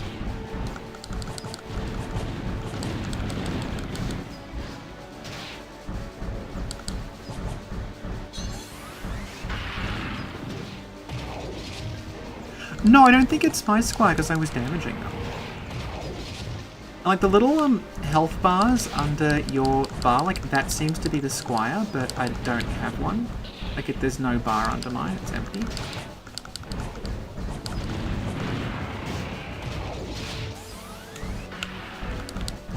Yeah, I think, like, I'll figure out how this actually works, and then we'll come back to it, because this is very interesting.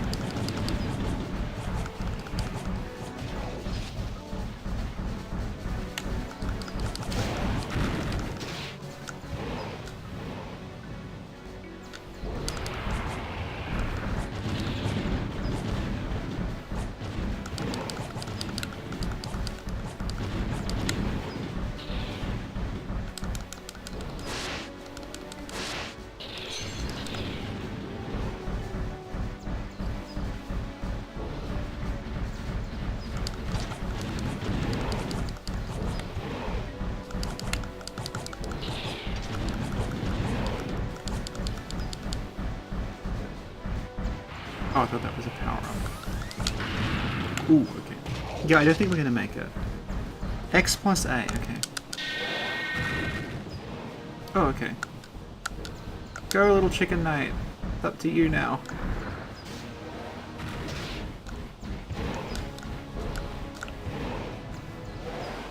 Okay, thank you, Scholar of the worst game. We figured it out.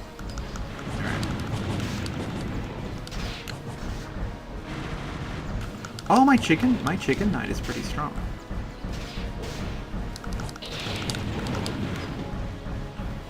This is like Spirit Ash in Elden Ring. Just get them to do it for me.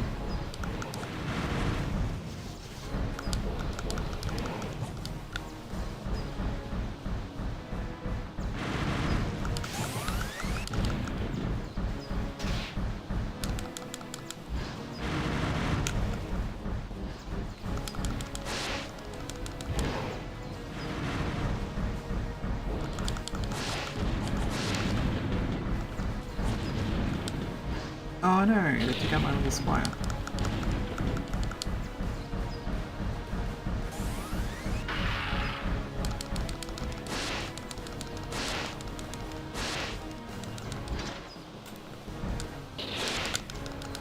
Oh my god! I was not expecting that. I have no idea how you pronounce Frame Gride.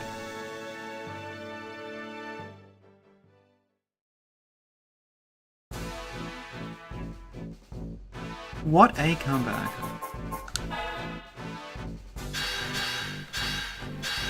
Let's mix some Kuromu with some X-Neat.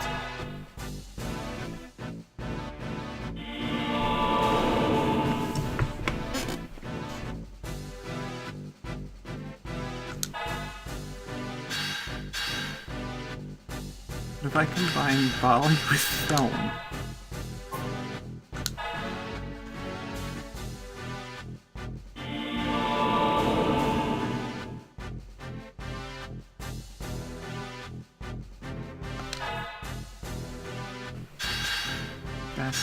And this. Oh hey, got a little defense satellite thing.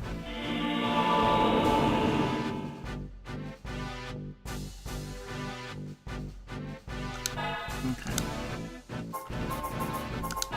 Can I take another squire? No, I think, yeah, they're like using up all of my squire points, however that works. Okay. Oh, look at that, that's so cool looking, okay.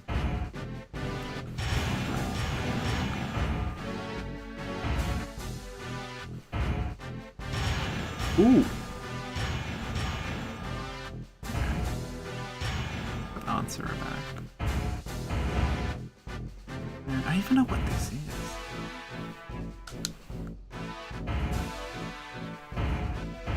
Oh my god, you have, look, this is like materia. Jesus, this is so, okay. I wish I had a Dreamcast too, actually. This is like... I probably wouldn't have appreciated it, though. I feel like I would be... Ruins of Ancient. Spared no expense with the translation here. Bara Urk, the water... Oh, the water... Oh my god, that looks great. It's like this Sekiro dragon thing with a water lily. Or was it like XA? Okay, cool. So we'll bring out the squire at the start. And then hope.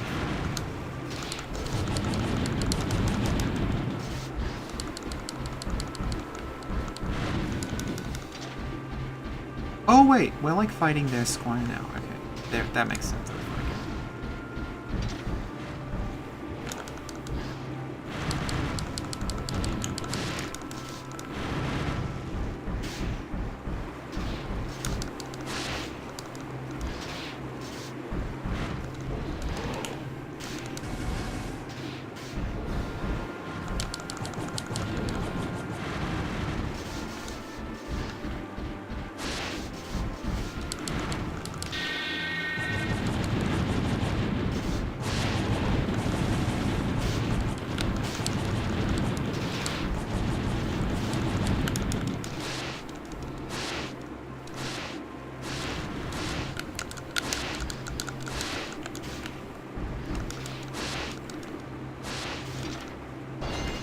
I think I almost understand how this works.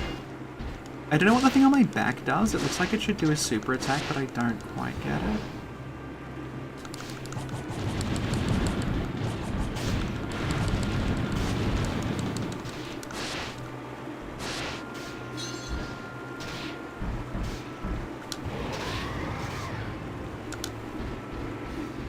See, I never played Virtua On, but I wonder if, like, this plays anything like that, because that was another, like, mech versus game.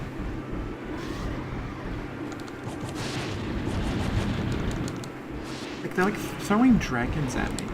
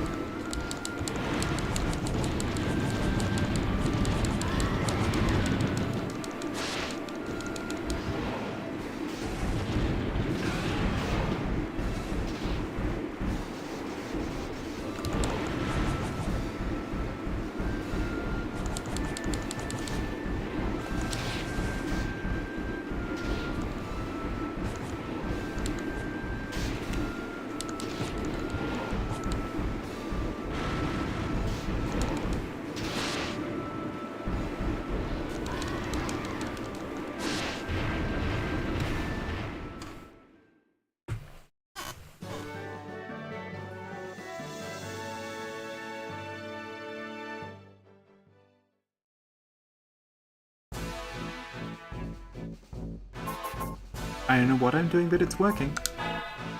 Strange colors. Green.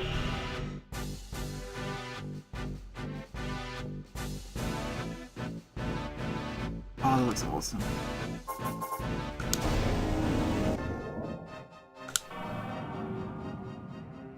You Dorothy the Shield Knight. These look like the heirloom images from Elden Ring. It's like that sort of style. Looks great. We're gonna have to hit a wall at some point, so I don't know what I'm doing.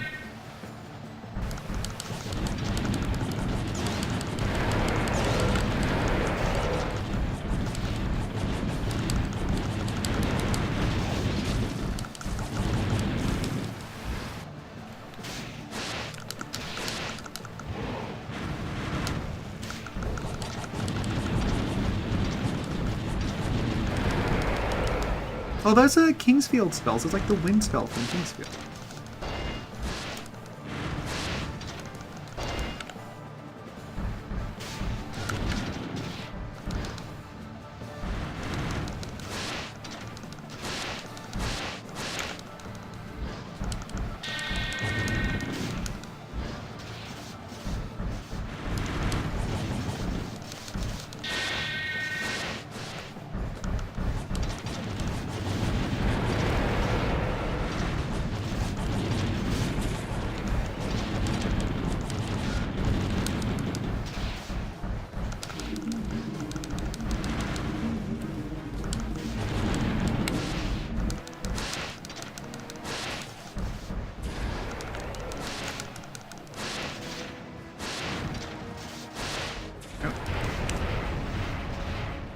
Hello, Antonio.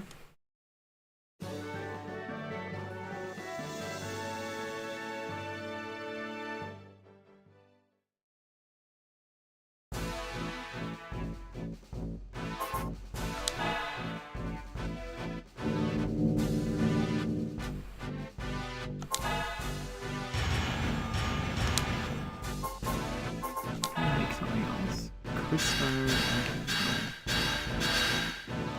Let's try Magna and Christo. Oh, cool. That's like a little ATST. I really like these designs.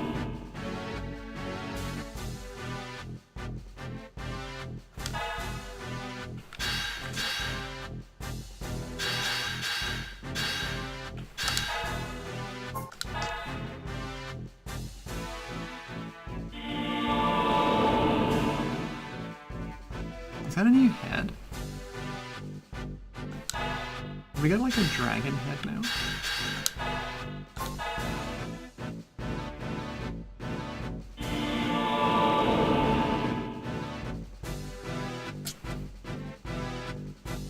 I have no idea what that is. Let's try Lil and Corona. Already have it.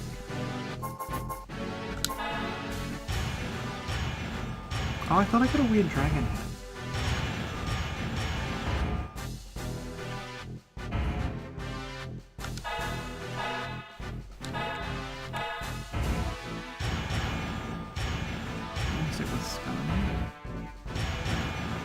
I think we have to use answer. Yeah, see, I don't know what these are, but I can't seem to change them. Can't change the M blood. These don't change. Okay. Oh, okay, my maximum, like, Squire points have gone up, sort of. I wonder if that'll... No, it's too many. Hang on, what if I get two little ones instead?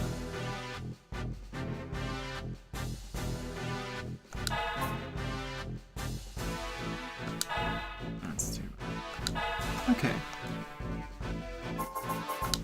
I should have two squires now. What are we evolving? I don't know what's going on here. The Grudge Arena. Great Ravine. Who's here? Ballantyne the Sword Knight. I think we're just gonna keep going until, like, we eventually lose. Okay.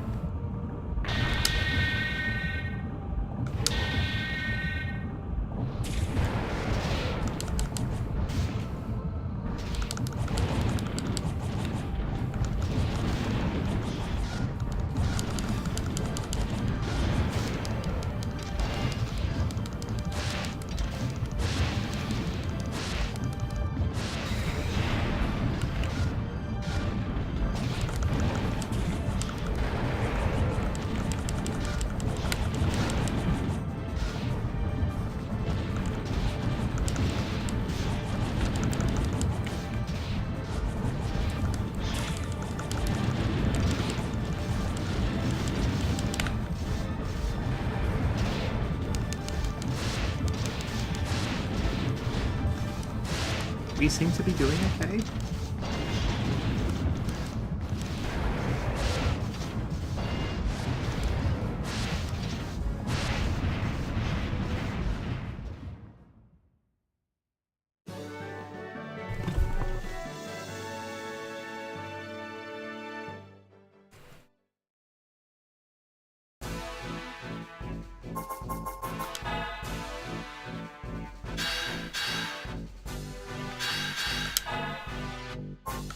Oh, you can combine the thing with itself. Okay, that's interesting.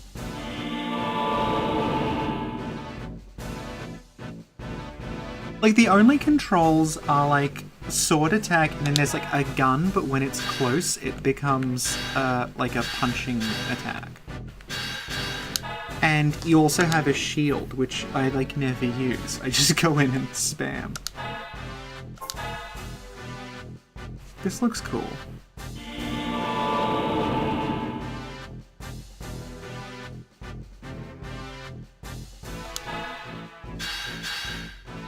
This Mel and Christo does.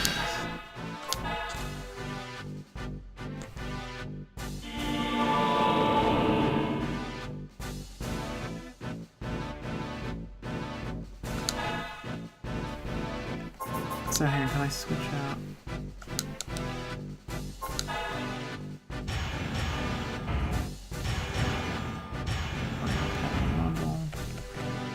See, like, I seem to be making parts that... Maybe it's to do with the frame you have equipped. Hang on. Can I switch frames? No, it's not letting me. Okay. Oh, no, okay. Oh, I get it now. Okay, right. Let's try setting up this frame. Oh, I can't. It's not letting me. Okay, I don't have... Oh, okay, there's like 3 different... Yeah, okay, so you can't use certain parts. Like, there's like light, medium, and heavy parts, and you have to use those parts on the frame. I get it. Yeah, okay. Gorgeous! That's amazing. Oh, that's where the dragon thing is from. I look like a Gardevoir. Oh, I don't have any legs though, so I think I have to use my... I have to use the curve. Do I have more squire? I don't have any more squire points than before. Yeah, this is, it's like an early From Software. More early, it's like 99, which is like a few years after they started doing software. Racine the Dusk Knight. Like, these all sound like they should be in Elden Ring.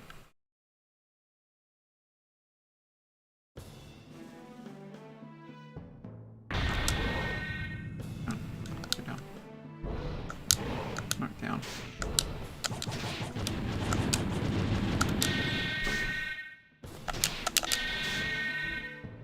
Oh, they have the, they have like bouncing legs.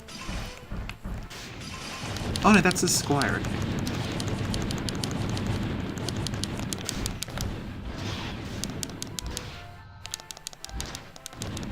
Oh, it's like a little chess piece.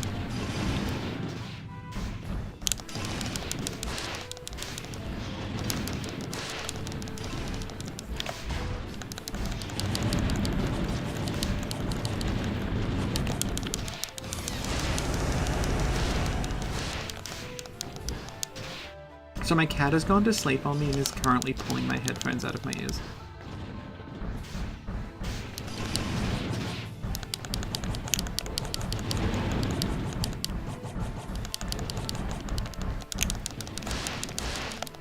Oh, okay, no.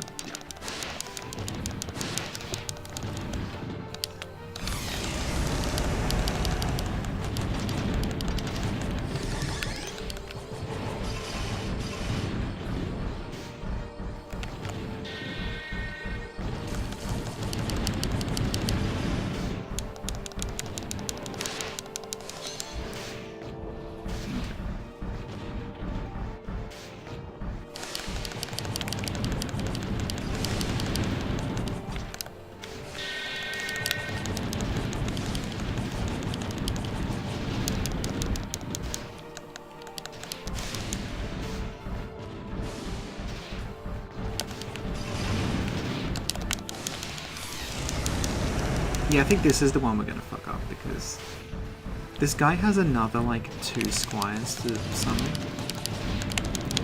I mean, it's an interesting system that it's, like, one-on-one, but it's based on you summoning dudes to fight with you. Oh no, we might...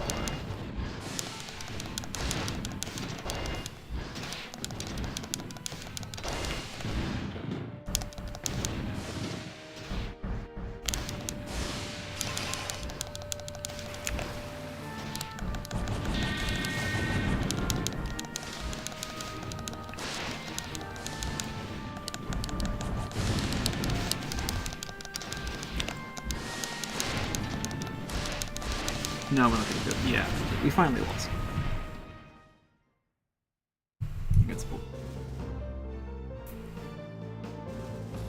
Okay, well that was Frame Gride.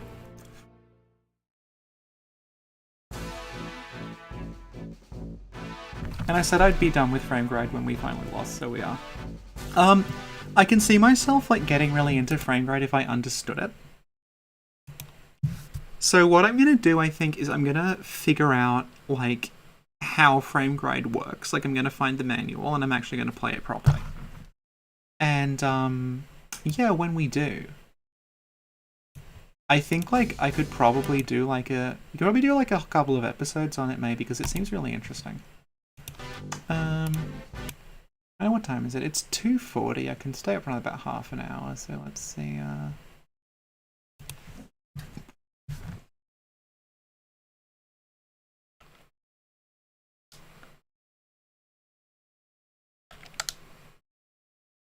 The story is narrated to you at the start. It's just like a bunch of knights fighting to see who's in charge.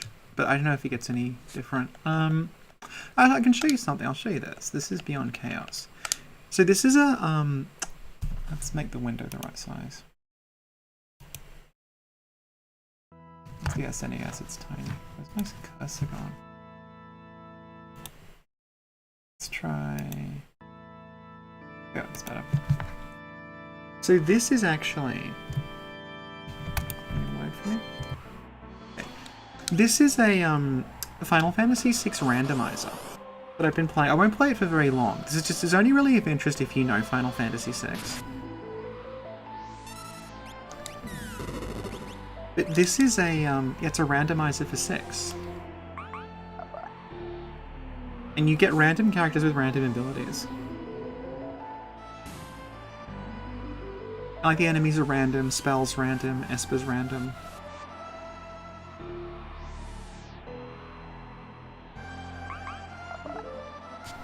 My cursor off the screen. Oof.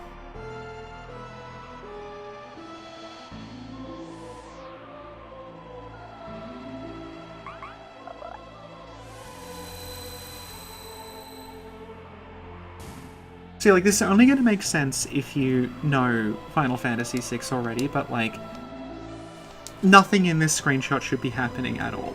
Like, we shouldn't have this character, we shouldn't have, like, this sort of weird equipment, yeah.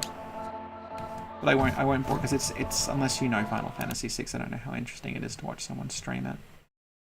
There's a guy I watch called Two-Tone Tony, who has basically just been streaming random Final Fantasy Beyond Chaos seeds, which I feel like is good, but not for this channel because a lot of the people who follow us have no idea what this game is, so it will be completely meaningless.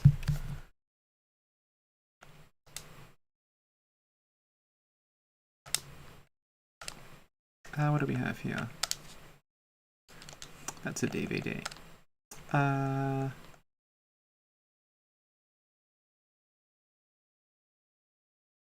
We're wrapping up, so I'll try to find something quick. I don't know. I'm not going to play It's Good in Miracle, we've done that too many times. I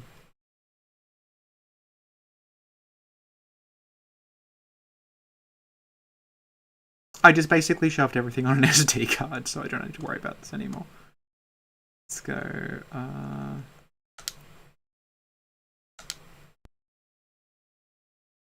So yeah, I'll just do this for a while. If anyone, we'll just wrap up. I'll play this for a little bit. And if anyone's got any questions about, like, what we're planning on doing with the channel or anything, what's coming up. Ooh, a new cat has arrived. That cat there, I've shown him off before. He is a feral. He's not a stray. He's not like a domestic cat who sort of wandered in here. He's actually like complete like a wild cat. And for the first like 3 years of him hanging around, he wouldn't go anywhere near me. And I had to like kind of like tame him to the point where he's willing to come inside, but like he's completely feral. You still can't really go up to him. He will like scratch and bite people if they get too close, but yeah, like he's been like surprisingly good considering like he's just he's, you know, he would like he lives in a bush in the garden, and like for the first few years if he saw me he would just run. He'd just bolt and hide because he was terrified of everyone. And then gradually I sort of like got him to trust me, and now he comes inside and eats out of the little cat tray I've got set up there. And he sort of like he'll come up to me and like beg for food, but if I go too close to him, he sort of he doesn't attack me, but he goes like that, like get away from me. And yeah, he has had pretty tough time. He's actually part of his nose is missing, like that sort of side of his nose isn't there. I think because he's been scratched there so often, it's just like sort of not healed. But yeah, he's like as friendly to me as like a feral cat I think can get. This is the Mario game I grew up with, which is extremely strange and different to the other Mario games. This is where if anyone wants to know where Daisy came from when it was like Peach and Daisy, she came from this. There's very, very weird physics as well, like it's quite sort of stiff and floaty. But that kind of works considering it's the Game Boy. This Game Boy had like a very small screen.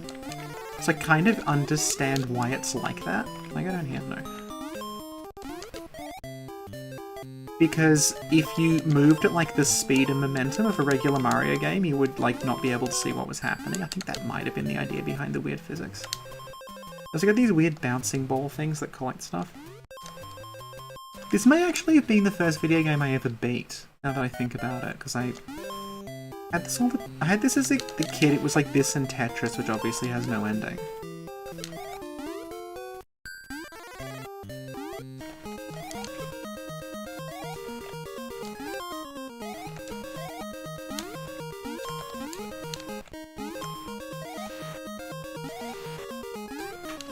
And yeah, I used to just play this all the time, and I remember like one day I finally beat it. And it's weird to think back like that was a massive achievement for me, because this game is not long at all. Again, makes sense because it's a Game Boy game, but it's very, very short. I think you can finish it in about 20 minutes.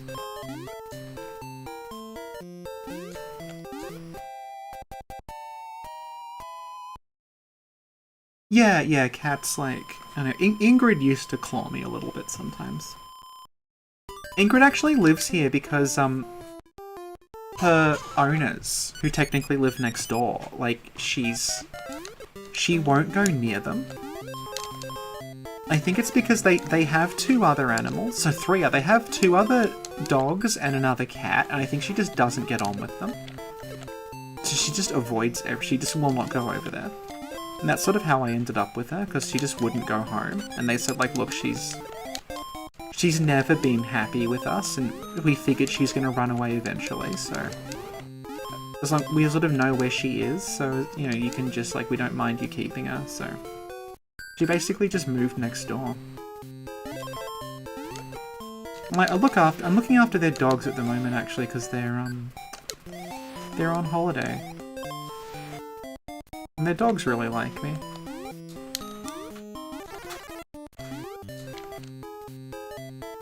There's another game I want to show off, but I won't have time to do it, called Community Pom. Which is a combination like Zelda if it were a farming sim. Might actually just turn this probably a little bit loud. Yeah. There's a game that's like, it's a Zelda-like game, but when you're out in the world, you rescue these little sort of farm sprite things that look like rabbits, and then they go back to this like central area and build stuff for you. It's kind of like ActRaiser, if anyone remembers that, where like it's like a sort of community city building thing, but you don't directly control it. You just sort of like rescue people and let them go at it.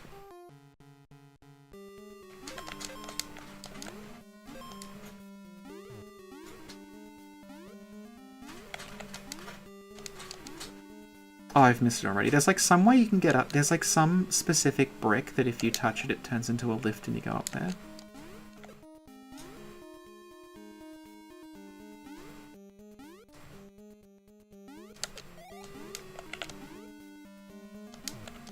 No, maybe along here. I haven't played this for like, probably like 15 years, I think.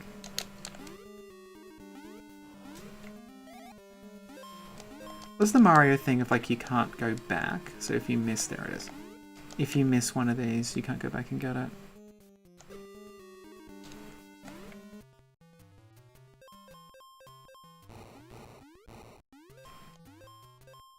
This is by Nintendo R&D 2, who kind of went from this to making the Wario games. The first Wario game was actually Mario Land 3. So it has that like slightly weird sort of quality that R&D 2 have, where it's like, it's Mario but he's in Egypt. Which I guess like they sort of do an Odyssey, but, you know. We were not used to this at the time. It's like, there's no Mushroom Kingdom. You're in, like... It gets real... We'll try to get to the end of this part. It gets really weird after this, because you go... There's, like, Easter Island levels, and, like, there's one that I think is meant to be the Bermuda Triangle. You just go to all these, like, weird... The final level is just China. Like, it's a very, very... And you fight hopping vampires. Like, it's very, very strange. Here we go.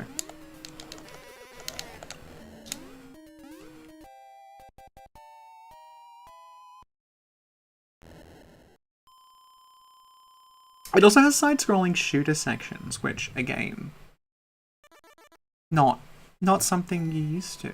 And it's full of all these weird ideas they didn't really go back to.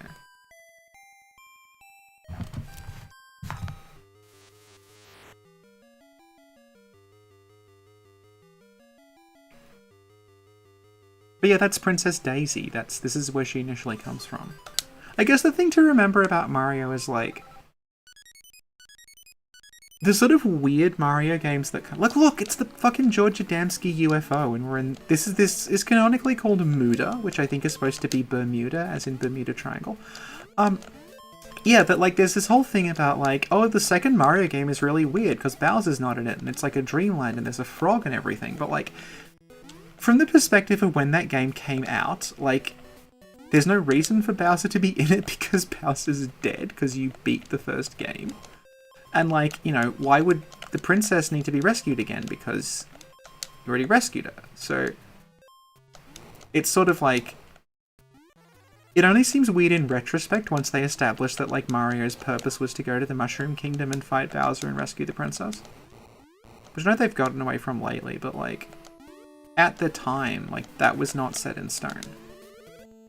Which is important to remember. I feel like NES sequels in general are just really strange. There's, like, the Zelda 2 one where it's no longer in Hyrule, and then you can actually see, like, on the map of Zelda 2, Hyrule's there and it's tiny. So you're just going out into the world, and then what happens is, like, I know eventually they just sort of settle into a formula. And this is before that formula existed, and it's just really goddamn strange. Go in the Bermuda Triangle fighting fish skeletons. Can I go down here? Yes, I can.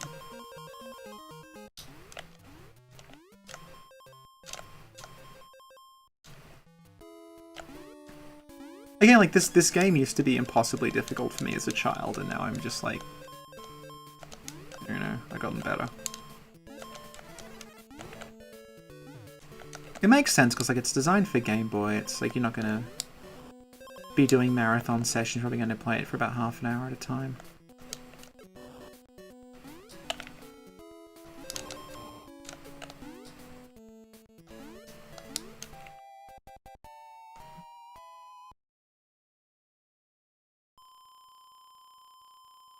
I think there's, like, one... Yeah. Like, there'll be one more platformer, and then we'll do the, There's, like, one more... Robots! There's, like, one more platformer. And then it becomes a scrolling shooter for one level. And then the final level of the game is that as well, where you're just, like, Mario just gets in a plane and it plays like Gradius.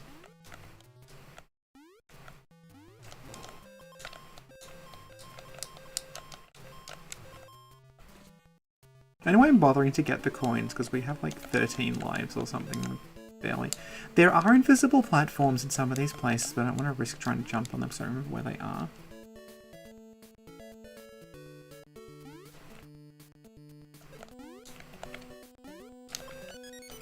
Yeah, like down there, like I know that's...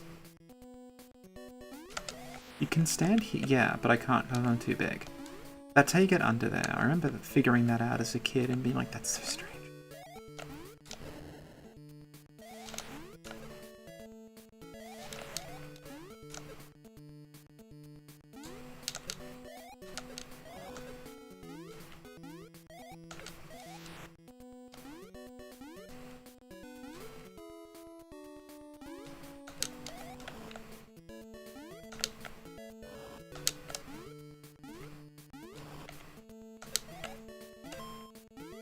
I go down either of you?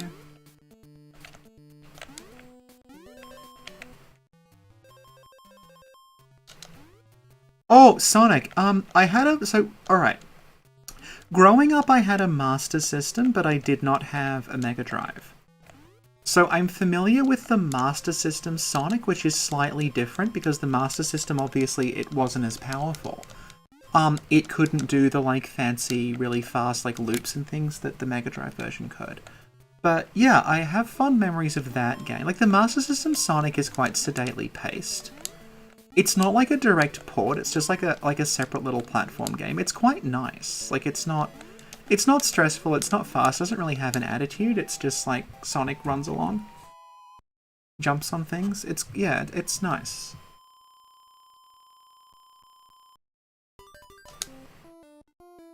But yeah, I did not have a Mega Drive. Here we go, it's a scrolling shooter now.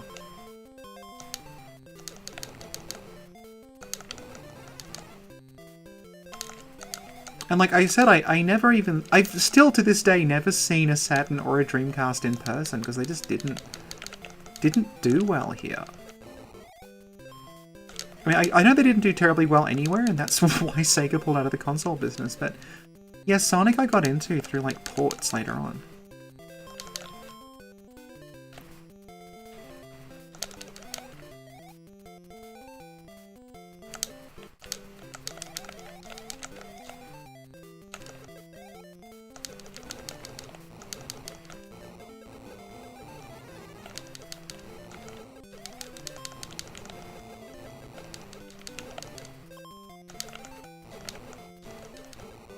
See, there's more little, like, UFOs sunk here. This is, like, I'm pretty sure supposed to be the Bermuda Triangle. Oh, we finally got hit in World 2 Level 3. I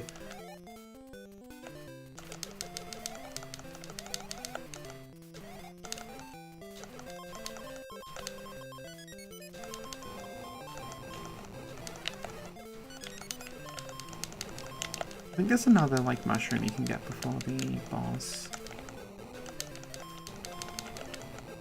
Here we go. Here's the boss. So remember, this guy's name is Dragon Zamasu. And that, like, bubble that's floating around, that's implied... That's like a spell that he cast. Like, it goes... The manual went into all these details. Game manuals are what we had before we had, like, like, lore and codices and things. Like, the game manual would have a little bio for all the enemies in it. Oh, Deadly Premonition. I have Deadly Premonition, but I've not finished, like, I didn't get very far in it. I had it on PS3, but, like, when the PS4 came out, I basically never used the PS3 again. So one day I will replay Deadly Premonition. I did like it a lot, though. What's coming up on the channel is... Sin and I... You may have noticed that, like, our release schedule changed a lot. So, like, we've been releasing... more often, but the episodes have been shorter here on Easter Island, by the way. Like, it's more often, but the episodes have been shorter, which is what sort of led to the growth that we've experienced so far this year. Because basically, YouTube prioritizes shorter videos at this point. I mean, not necessarily shorter videos. It prioritizes, like, retention. Which is basically, like, how much of a video people watched. So... obviously, if a video is shorter, people are more likely to watch all of it than if it's like 90 minutes long. They will stop, they will come back, they'll drift away. And basically, because we moved toward shorter videos, people are watching more of them, and that's boosting the algorithm to promote us more. So, like, I can tell you, like, direct, because I have access to, like, the stats directly, like, we got twice as many views in February as we did, like, on average last year. We actually didn't upload it all during January because Sin wanted to, like, have a fresh start, but the materials she wanted weren't ready yet. But basically, yeah. So, what we're doing is if we come to a topic that's quite long, what we're going to do is break it up into multiple episodes. So, like, we've talked about doing, like, a Lawrence one. And that sort of evolved into basically Lawrence Week, which is our version of Shark Week, we were gonna do like 3 Lawrence episodes in a row that are all like 20 minutes long rather than one like hour-long Lawrence episode. Yeah, some of them are longer. The thing that we did most recently was we actually recorded something about the old round table hold. Like the one that's in Lanedale. And that was like last night. Oh shit, we've been hit. Okay. That was last night. So, oh, okay. Might actually be. That was close. Okay, well, no, I did. That was last night. We're not going to make 10-second ones, don't worry. Last night, we did one on the old round table hold. And that is like, that's, I think, maybe about 45 minutes long. It was like an hour initially, and I don't know how much of it will... It was an hour initially, but there wasn't much waffling, so I don't imagine a lot's going to be cut.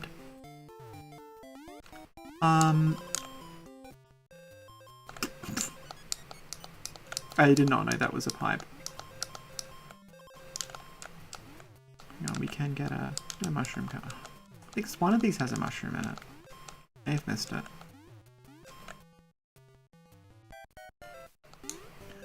We have no idea where the round table hold is now. But we're just talking about, like, sort of what went wrong with the old round table hold and why they might have wanted to make another one. Like, involving, like, Vike and Bernal and Vargrim and, like, all the characters who sort of, like, they were part of the round table and then they went bad. So we talked a little bit about that, and, like, that's sort of a good example of what we mean, that, like, if this had been last year, we would have, like, gone off on tangents about every single one of the old round table hold members. But we just talked about them quickly so that then later on, we go back and make another one about the old round table hold. So the idea is, like, I know a lot of people prefer the longer episodes, but because they're coming out more often, you can just leave them on autoplay. Hey Moonanite. Okay, so it's like 3:04 AM and we're over halfway through the game, so I reckon we can probably beat it tonight.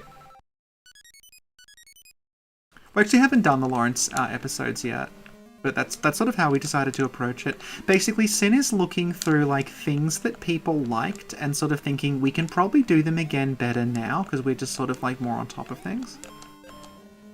Because like we covered a lot of really important topics when we just started, and we sort of like we weren't really on our A game at that point. And, like, I was a little reticent to discuss certain things. And, like, Sin was, like, you know, she's, like, gotten very, very good at editing. And she sort of wants to, like, re-edit them and make them better. And it's like, well, we'll just sort of, like, go back and, like, do them again. What else is happening? Like, we're gonna have Casetive back to talk about Sullivan.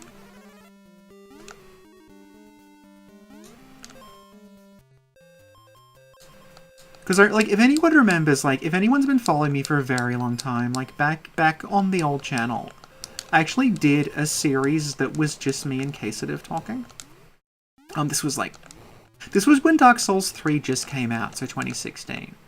And it's, like, I think about like 4 or 5 hours total of just Casetive and I talking about Dark Souls 3. And one of the things, like, we had a lot of things to say back then, and we probably have more things to say now that, like, oh, damn it. Yeah. It's like we have sort of more things to say now than we did back then, because, like, we both sort of, like, we've learned more and, like, we have more things to say, basically, so... Casey's going to come back and do some Dark Souls 3 stuff with us to just sort of, like, you know...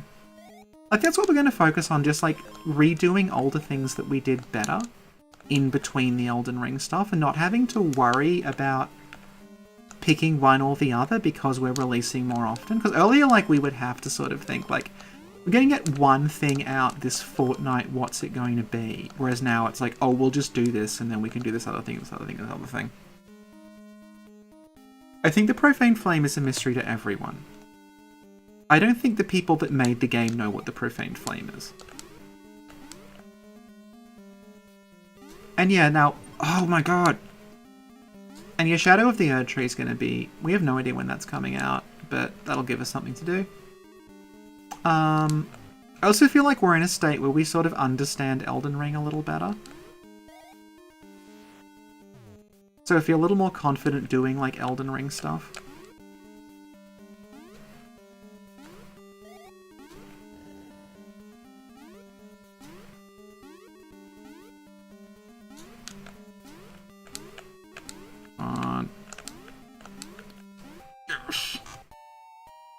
I am not playing Wolong. I would like to play Wolong because I liked Neo a lot. Allison played Wolong and it didn't really click with it because it's like, because it's got such a complex combat system. I don't know if she's still here. Someone else was saying earlier that they just finished Rage uninstalling Wolong. It's pretty much what I expected considering its pedigree. Like, I liked Neo, but it's like, it requires you to, like, rewrite your brain. Because it's like this Team Ninja kind of incredibly complex combat system that, you know, I don't... It's not like Dark Souls where it's just like light attack, heavy attack, block, dodge. You have to really, really learn it.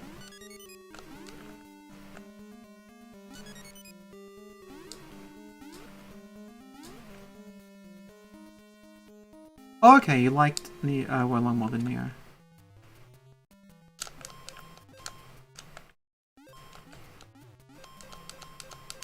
Why am I grabbing these coins? I have 28 lives and this game's over half done.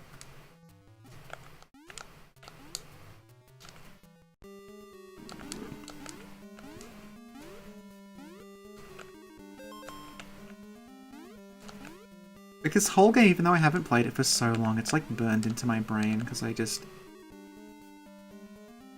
Every car journey, it was over like an hour I was playing this. If you listen to the Kirby podcast, I could go into detail about this, but basically my grandparents on my mother's side lived about they actually live where Lance McDonald lives now. Which is about 4 hours from me, so every time we went to see them, I would just play Game Boy in the car, so all my Game Boy memories are associated with, like, playing these games. I think his name is, he has some weird name, it's like... No, I actually don't remember his name.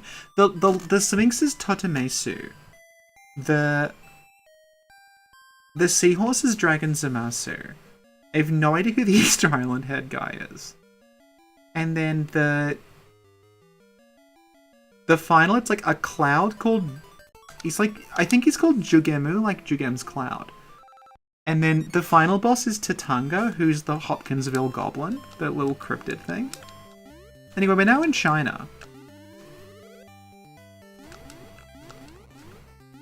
And we should... Yep, hopping vampires. And because they're undead, they don't stay dead. I really like this background too, because it looks like a scroll. It looks like you're inside like artwork, which I guess maybe you're supposed to be, because it's got that like border at the top.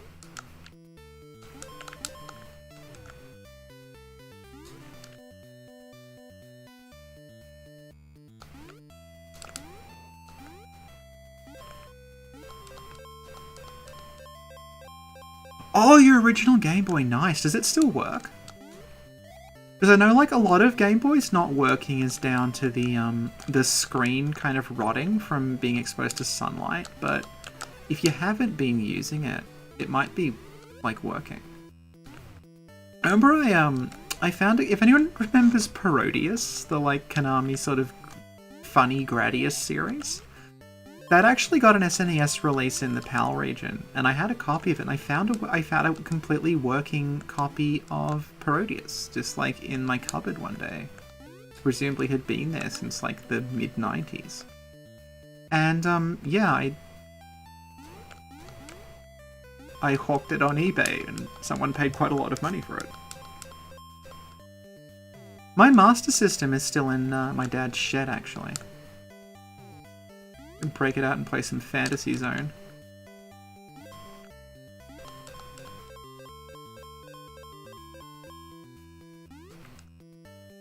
I guess, like, okay, it's time for video game history, like, from the PAL point of view, right? So you might be familiar with the idea of the video game crash. That, like, post sort of Atari, like, everything imploded in games, like, people weren't, like, they sort of stopped selling and everything, but, like, that's a very American thing. It didn't really happen anywhere else. And a lot of, like, game history stuff is very America-centric. So, like, the Master System, which is a Sega console, it's often referred to as, like, the Sega console nobody remembers. But it's, like, nobody remembers it if you're in America. If you're in Europe, or, like, especially if you're in Brazil, like, the Master System was the go-to thing. Like, the NES barely registered in Australia. Like, it came out, like, I think almost 3 years after it came out in Japan. Like, it was a non-starter here. But the Master System, like, was huge. Like, everyone had a Master System. Yeah, the ET Landfill, yeah. Everyone I knew had a Master... Like, everyone who had a console had a Master System. And it was perceived as, like... this, like, incredible... It was, like, really good value, because what the Master System did was, if you had the Master System and you turned it on and there was no cartridge in it, it would play Alex Kidd in Miracle World. So the idea was, like, this is such good value, because you don't even need to buy games for it. You'll always have Alex Kidd. Like, you essentially got, like, a game for free with it, which was, like, you know, a big deal to us. This is the second last level of this game. Like I said, it's not very long. This introduces the little flower things. They're in Mario 3. Okay. Oh god. It's not going to become mildly challenging. Oh, the other thing about this is that the names in the manual, they weren't translated from Japanese. So, like, the like, Koopa Troopers there. Like, they're obviously not Koopa Trooper because they have a bomb on their back, but they were called Nokobon. And the snake thing that was called, like, Nyon Nyon, which is, like, onomatopoeia for a snake, like, slithering. And the flowers were just called, like, Puckun flowers.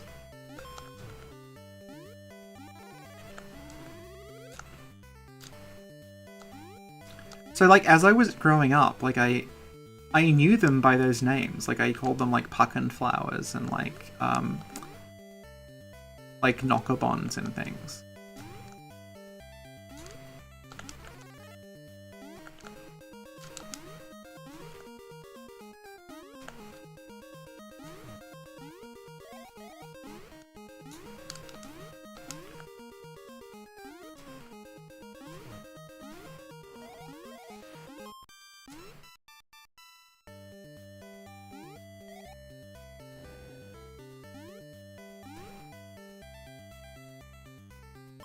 Oh, hello, sorry, Kyle.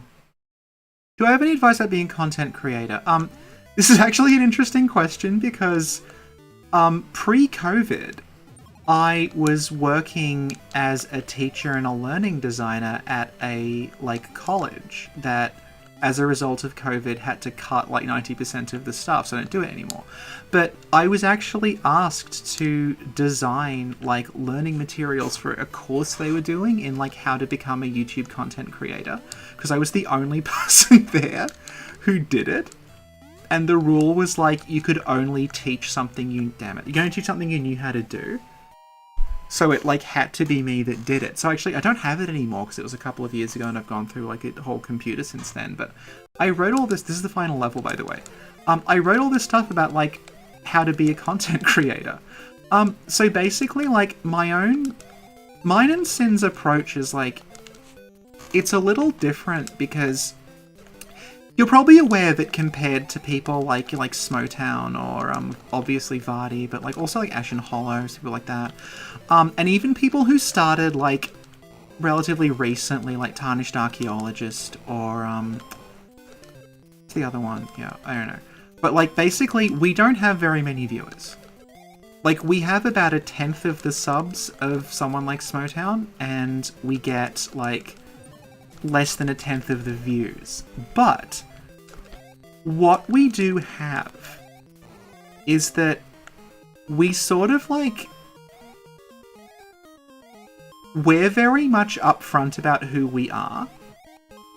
So people, like, follow us to get our, like, they want to know specifically what we think of something. They're not, because if you look at, like, the way other channels get talked about, they'll be like, I follow blank because it's the most accurate. Like, a lot of people talk about accuracy. Like, they're the most accurate, or, like, they're the most,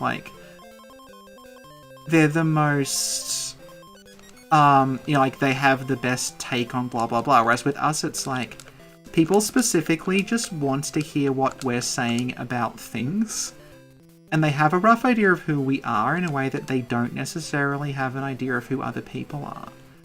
And that translates into, like, even though the audience is small, it's quite loyal.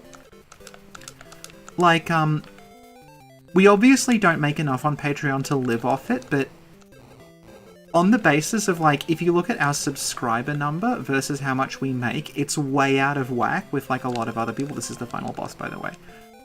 Like, there are people out there who have, like, 100k subs and, like, 3 patrons. And I think that's because, like, we didn't prioritize doing it deliberately, but we built a community where, like, it's, like, we're sort of part of it. And that's what's worked for us. Like I said, it wasn't really the plan. It was just, like, we just can't help talking. So we put ourselves up front. And I think if you have that, like I was talking to Michaela earlier, who we've had on a few times. And, like, she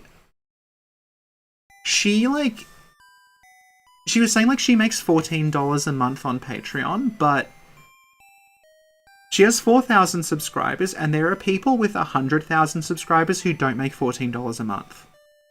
Because, like, people know who Michaela is, they know what she's gonna do. Like, they specifically want to hear, like, what Michaela is doing, because they like her, and they like her take on things.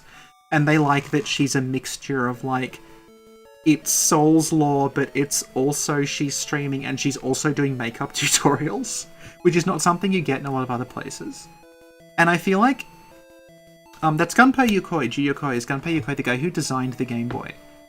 So this is kind of his baby. I can't believe we beat that. Anyway, yeah, so my advice is, like, I think, this is going to sound trite, but I think you need to, like, look at who you are individually and what, like, you're offering people and lean into that, because they won't be able to get it somewhere else. Because if your approach is, like, I'm doing, like, the most accurate possible recap of the Elden Ring story, it's like, someone else could do that. You know, someone else could, like, you know, you might get something wrong, or, like, someone might have, like, a more comprehensive approach, whereas, like, if it's Sin and I, like, you know that we're gonna say things that other people aren't going to say. So that's, like, yeah, like, it's like a... Centrina's bring up, like, parasocial stuff, and, like, I'm in a weird position with that, because, like, I've been in this, not the Sinclair lore community specifically, but, like, my own community. Like, I was thinking the other day, we were talking about tattoos. And I'm now in a position where, like, I am going to get a Bloodborne tattoo at some point, not because I'm an obsessed fan, but because my entire social circle, bar 3 people, at this point in my life, is people I met through Bloodborne fandom. And it's not a case of, like, we're just obsessed and talk about it all day. That's just how we met. We very rarely discuss it, we're just friends. And yeah, like, so I sort of feel like we are friends, we do know each other, you know?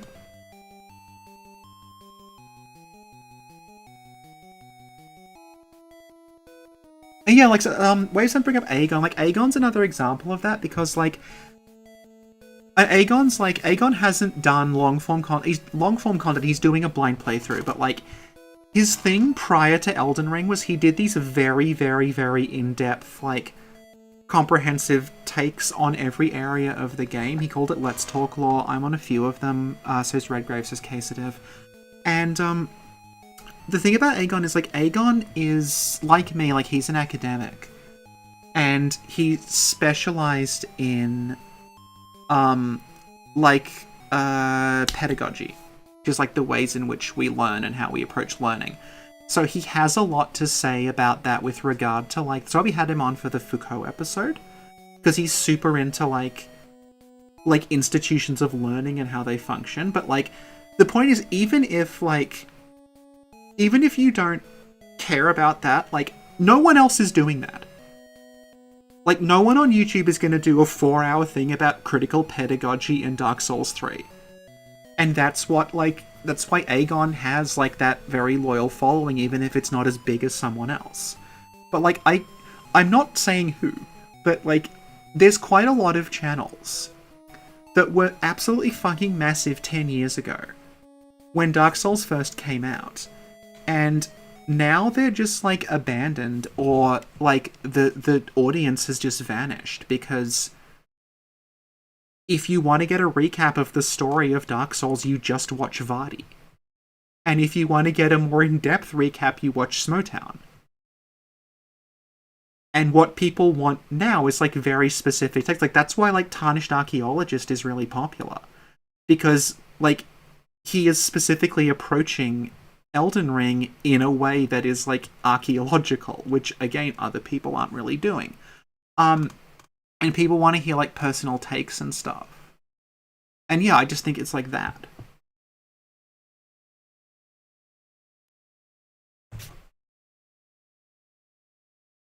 Oh yeah, yeah, like back I was looking at that. What you're talking about there, that was the first video I ever uploaded. It was like my entire life over the last like 7.5 years was completely like, I'm not playing anymore, by the way, this is the demo.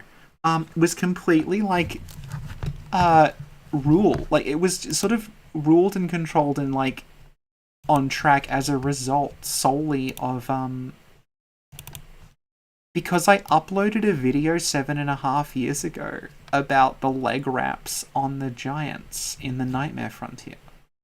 And I literally, the reason I did that is because at that point in my life, like, my undergrad was in film production. So I had with me, like, I had editing software, I had a microphone, I had a camera, I wasn't using it at the time. I knew how to, like, roughly put videos together. And I just started, like, putting together, like, YouTube content because I could. Because I like, had this stuff I may as well. And, like, that's what led to all of this. That's what led to, like, you know, me becoming, like, a fairly integral part of, like, how that fandom functioned. It's how I met, like I said, like, my entire social circle, by 3 people, is entirely people I met through doing Souls content. It's, like, how I met Sin. It's, like, how I met my partner. It's how I met, like, people I know, like, offline now. Like, I don't know if people know, like, Goldtooth, she's doing a lot of Elden Ring streaming now, and, like, she lives in America now, but she used to live in Melbourne, and, like, we would just hang out. Like, we became friends through that, and I would just go and see her, and we would hang out together, and, like, go to, like, wine bars and stuff, because she had, oh god, Goldtooth, like, she used to get all these, like, really ritzy gift vouchers, because she worked in, like, a pretty prestigious, like, architectural firm in Melbourne, so they would give her, like $100 vouchers to, like, wine bars. We'd be like, yes, let's go. We would just hang out there. It was great. But yeah, she works at another architectural firm in America now. But, like, you know, I know her solely through that. And, like, you know, appearing, like, people also, it took me a really long time to come on camera.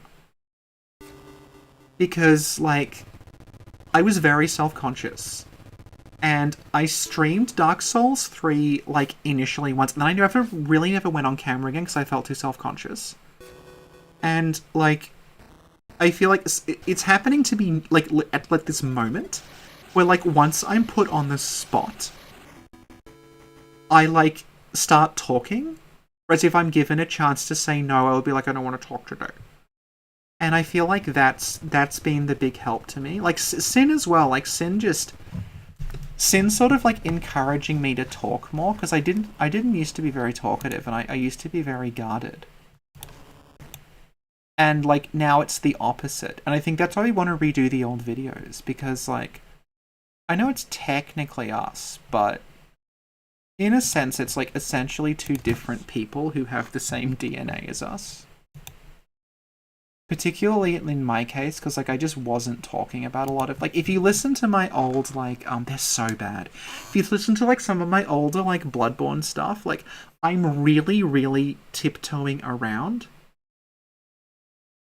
certain subjects because they made me very uncomfortable. And what basically happened over the course of the first like 2.5 years of like Sin making me do stuff with her. Like, her exact words were like, bitch, I own you. Which is like a joke, but also how she acted. And, let's put Alex in the Miracle Roll on. Yeah, so like, that was the relationship that we had, but like, what happened was gradually I got more and more comfortable just talking about, like, how I felt about things. And that's what led to, like, everything that happened. And, like, that wouldn't have happened if I'd been left on my own. I probably would have just, like, disappeared off YouTube, like Redgrave kind of did. I'm not saying Redgrave's wrong to disappear off YouTube. He has a life. Like, he's got a job and, like, a long-term relationship. Like, he's doing fine. He'd just rather not focus on YouTube right now. I'm not so lucky. But, like, I shouldn't say that I'm doing very well. But, like, yeah, me, like, just being forced to talk and forced to confront things was a big part of, like, my and it all just goes back to, like, deciding to upload videos, like, 7.5 years ago. Because I had editing software on my computer. Okay, Sin would drag me... Sin was, like... When we first started... this is way back in, like, 2017. Sorry. Move this sleepy arthritic cat. So, when Sin and I first started in, like, 2017, it was just after, like, I had abandoned my old channel, essentially. And, Sin had been a fan of mine back then.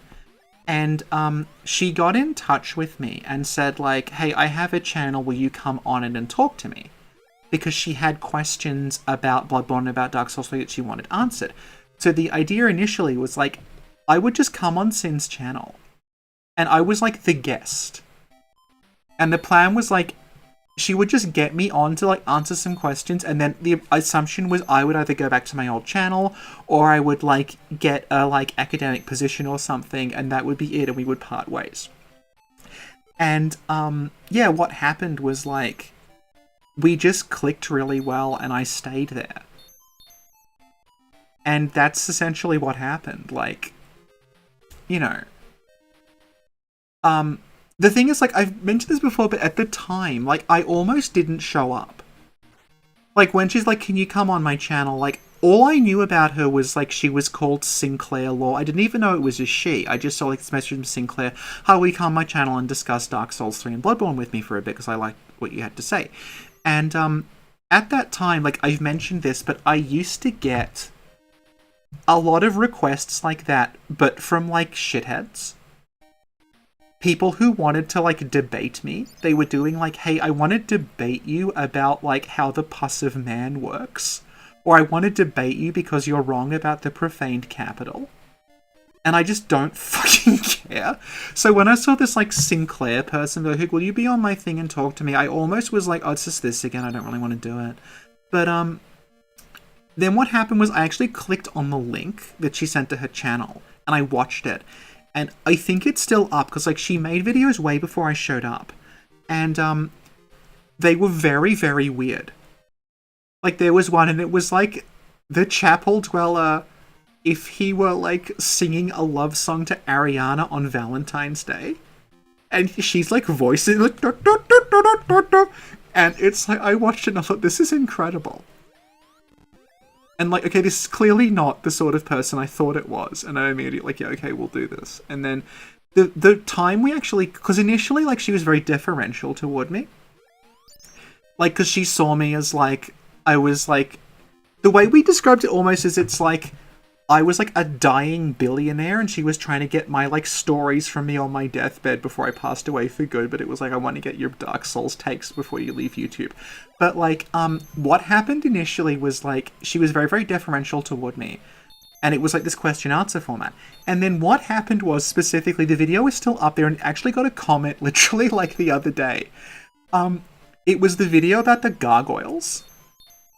Because she came up with this like completely bizarre take on gargoyles in Dark Souls, where she was like, rather than viewing it as like the gargoyles on the roofs of the buildings are coming to life, she thought they were going out and hunting gargoyles and bringing them back and mounting their corpses on the buildings. Which was like, it was such a weird image. And then that led to us like goofing off. And then during the break in the recording, what happened was, we started talking about the PS1 game Hooters Road Trip.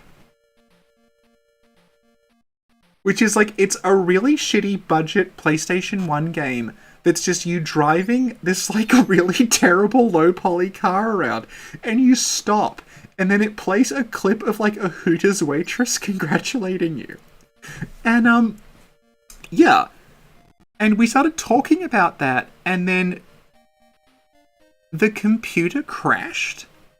And we had to re-record the whole episode, but starting from us already having talked about Hooters Road Trip. So it, like, set us off. Like, we just sort of became friends as a result of that, because we sort of clicked. Because, like I was saying, like, on my old channel, I didn't put a lot of myself out there. So I know people, like, know me now as, like, someone who does, like, weird voices. And, like, comes up with, like, just weird random shit all the time in these, like, cutaway notes. But initially that wasn't a thing. And Sin, like, would never have asked me to do anything like that. And it took us a really long time to get to a place where we're comfortable enough to do that.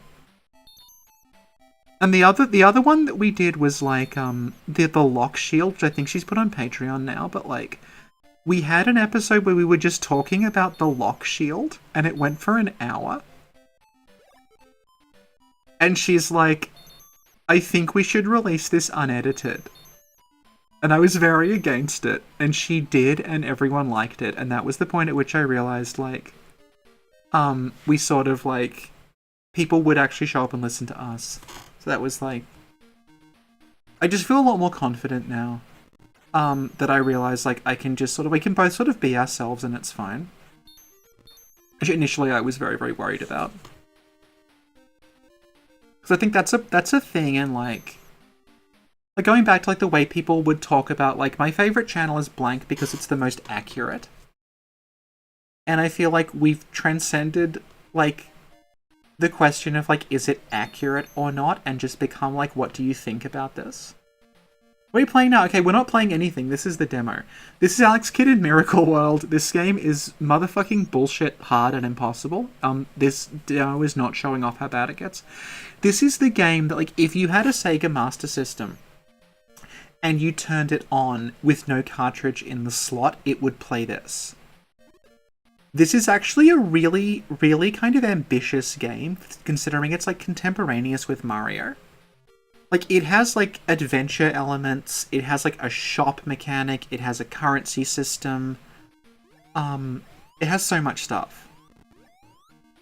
Like, it has a map, it has a code you have to break to finish it. It has, like, it's similar, I guess, to, like, if anyone's played Wonder Boy, you know, like, the Wonder Boy games, where it's, like, it's a platform action game, but there's, like, a lot of, like, RPG-like elements in it. It's that. And this game is, like, so impossibly difficult that when they did a remake, one of the features they advertised in the remake was you can actually finish the game this time because we've added, like, a save system and more checkpoints. But, like, it is, like, it's really, really tough. Yeah, this comes with the console. Basically, if you had I think it depends on the model of Master System, but the ones that we all had, like, I still have one, in the garage. But, like, it's, if you plugged it in with no cartridge in it, it just played this. And that was the big selling point when I was a kid of the Master System, is like, well, if you get it, you always have this game and it's free. And that also meant that, like, all my friends, at the time, and, like, most people who grew up in, like, PAL region territories in the 90s, where the Master System was a big deal. Like, they all have very vivid memories of Alex Kidd because everyone had it by default. Anyway, the bullshit part that happens is that the bosses, I'm not going to bother playing this to get there, the bosses are rock, paper, scissors. Yes, Antonia remembers. Rock, paper, scissors. Literally, you get to the boss, you go, and, like, one of you instantly dies. You will instantly die, and some of the bosses, like, you have to do, like, 2 or 3 times to them. And it's not technically RNG, because they do follow a set pattern, but good luck figuring that out when you're 6. And the thing is, they do follow a pattern, and if you get the pattern wrong, the first time, it randomizes, and you cannot do the pattern anymore. Hey, Painful Discourse.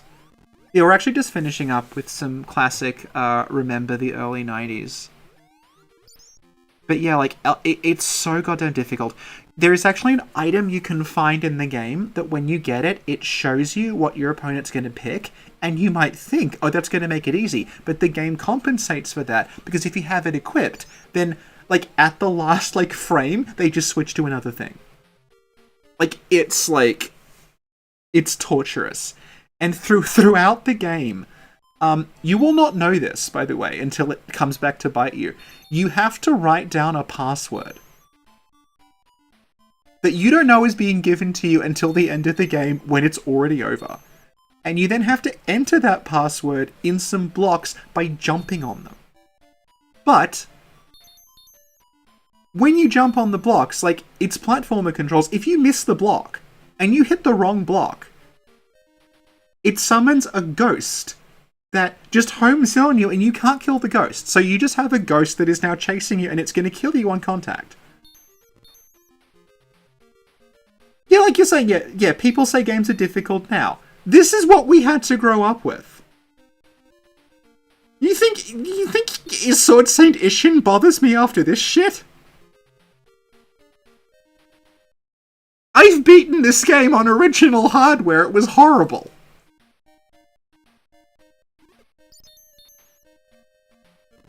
No save, no anything. You could continue, there was a continue option, but the game doesn't tell you you have a continue option. I didn't know about it for years. You have to, like, press, like, up and start or something when you die, and then you can continue. And yeah, this is Alex Kidd. He was, like, Sega's pre-Sonic mascot, basically. There were a couple, there's, like, Alex Kidd, there's, like, this is Miracle World, there was one that was, like, it's called Alex Kidd in High Tech World, and then there's, like, a reskinned Alex Kidd that's, like, what was it? It was, like, a Sega, like, game that only came out in Japan about a ninja princess, and then they, oh, okay, Allison's going to, I will go to bed soon, Allison, I'm just regaling everyone with tales of what it was like. And, you can come on and talk about Carnage Heart. We'd love that. So yeah. And there was like an arcade game called Alex Kidd and the Lost Stars. And then basically, like, when Sonic happened, they just sort of discarded him. And there's like a self-referential Sega game called, like, Sega Gaga that I think is on the PS2? Or the Dreamcast or something. And, like, it's like a self-referential Sega thing, and you can Alex Kidd's in it, and he's, like, washed up at a bar. He's, like, drinking himself to death, saying, I used to be a big deal. And yeah, my understanding of this is, like, it actually started as a licensed Dragon Ball game, and then they lost the license, and that's kind of makes sense when you think about it, the way that, like, you're like this sort of, like, little kid who's sort of based on Sun Wukong, and he's like, he like punches stuff, and like the sort of the helicopter thing is like the sort of the aesthetic of the Akira Toriyama, like, capsule things. And yeah, apparently this started off at some point as like that was just Goku, and then that octopus, by the way, if you punch, this is like a secret, if you're ever playing this is my, like, tip to you. You go to that octopus and you punch the tentacles, like, it makes one of the little segments disappear. So if you're really careful, and you don't, because this is like one-hit death, be very, very, very careful and punch all of the sections off the tentacle. The octopus disappears and you can go down the pipe and there's like a warp. Little Alex Kid's strat for you.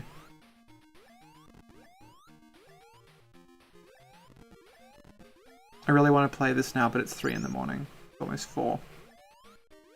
Anyway, we played a lot of... It's been like a Sega stream, hasn't it, apart from Mario? Like, we did 7th Cross Evolution. I'm sorry that it died. OBS died, crashed, had to restart. But we did 7th Cross Evolution, we did Frame Gride.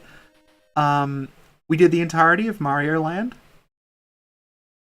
And now we're finishing with the Alex Kidd demo.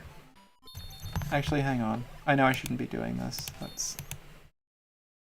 I'm in love with Retro Arch because I put off getting it for so long. I'm stuck in my, like, 90s ways of having, like, a separate emulator for every single console. Which I know this technically is, it's just like a core. You're just loading different cores in, but, this is another Master System game. I still have this, actually. I got this on cartridge. This is a port of an arcade game called Fantasy Zone. And, yeah, it's basically, if you know Defender, it's essentially Defender, but with this, like, weird, like, it's a very, like, Sega aesthetic from this era of just, like, you know, like a little primary colored happy spaceship. And you sort of move around this, like, it's like Defender, like, endlessly scrolling thing. And you just have to take out the, like, there's these, like, sort of base things on every level. And it's got this, like, I really love the aesthetic of Fantasy Zone. The arcade one, like, obviously, it looks much better in the arcade. Because this is a Master System, they have a very limited color palette. But, like, if you imagine seeing, like, that weird background, where it's all these, like, weird sort of, like, mountains and, like, sort of, it's like something from, like a Daffy Duck, like, when he goes into, like, Duck Dodgers or something, just these weird planets. You can imagine this, but rendered in, like, full 256 colors. Like, it looks amazing. And, yeah, like, I just really love, like, this. I talked about this ages ago on another stream, but, like, there's so many shmups. Like, look at this, like, beautiful blue moon world. There's all these shmups where, like, I'm very bad at shmups, but there's so many shmups where, like, I want to play them, to see the world that they're set in. Like, I want there to be, like an RPG or something that's set in the Fantasy Zone, like, world with all the weird... Like, Phantasy Star comes closest, I think, because that was, like, a Master System, like... It's a genre that, like, me and some friends just call Space Princess. Where it's, like, anime girls with blue hair and swords, but it's also in space and there's spaceships. But they're also knights. It's like that, and like Valis and some other stuff. But like, yeah, Phantasy Star is a little like this, but not really. But just like, oh no, Paladin's Quest. There's a Lennis and Paladin's Quest are like very similar to this, I suppose.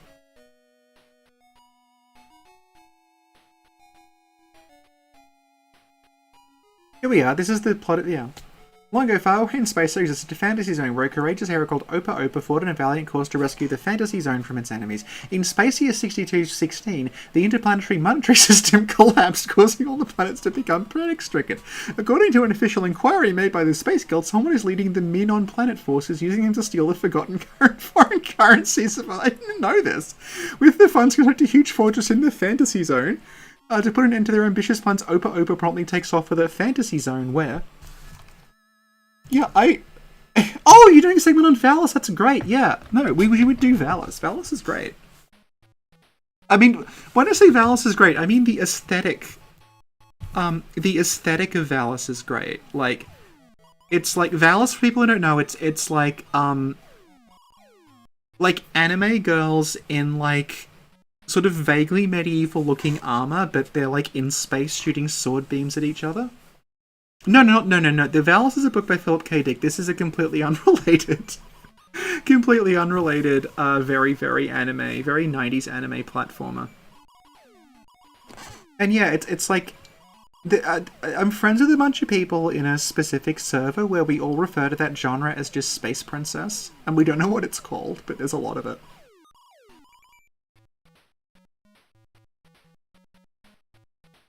In symbolism in Elden Ring. Yeah, okay, that's cool. Yeah. I've mentioned... Okay, so I actually have a chapter in a book that is on, like, Dark Souls as a queer text, but I have no idea when the book is coming out. I wrote, like, they approved the manuscript for the chapter and they have it, but I don't know when the book's coming out, and, like, I kind of want to talk about it, but I don't want to, like, go over something I wrote before it's actually out there. So I don't know, I don't know when this book is coming out, but, like, when that does, like, I'd really like to talk about that in more depth. Yeah, I wrote, it's not that, it was a series where, like, the basic idea of it was, like, it was, like, making kind of very heady academic concepts understandable to people who didn't have an academic background by relating them to, like, pop culture. And they wanted to do a whole volume just on Dark Souls, because it's such a popular thing. And, the guy who's the editor is actually, he's the father of, if people know Crunchy, the guy who does Elden Ring lore videos, it's his dad is the editor. And, he was asking around the community, does anyone have any ideas? So I pitched them a little, like, a chapter on using specifically, like, the concept of being undead and also Gwendolyn to, like, explain, like, aspects of queer theory.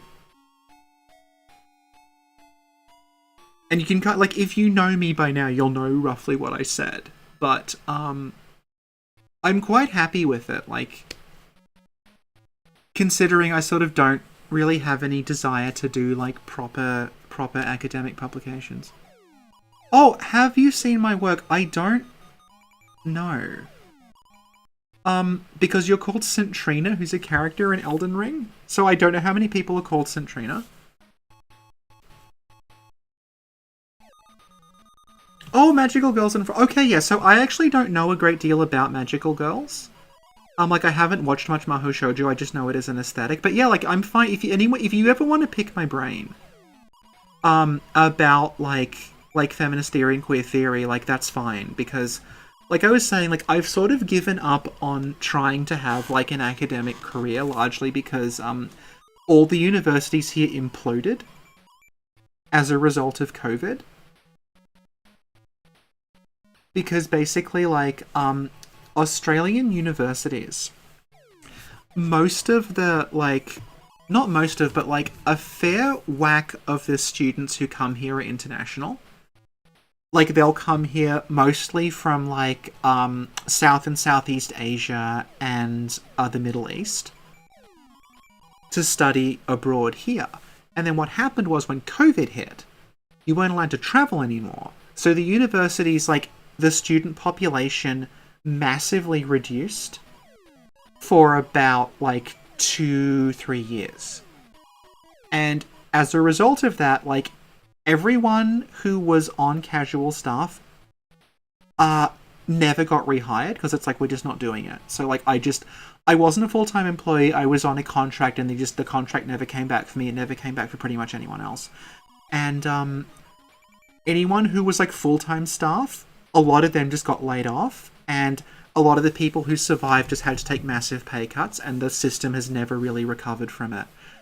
So when that happened, I was just like, that and just, like, I don't really vibe with, like, the sort of publish or perish hyper-competitive, like, stuff that goes on in academia, because I'm not a very competitive person.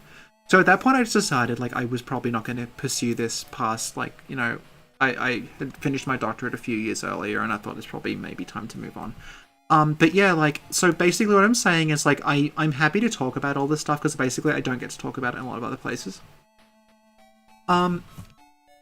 yeah, so if anyone wants to pick my brains about that, that's cool. I can actually send if anyone wants a copy of that.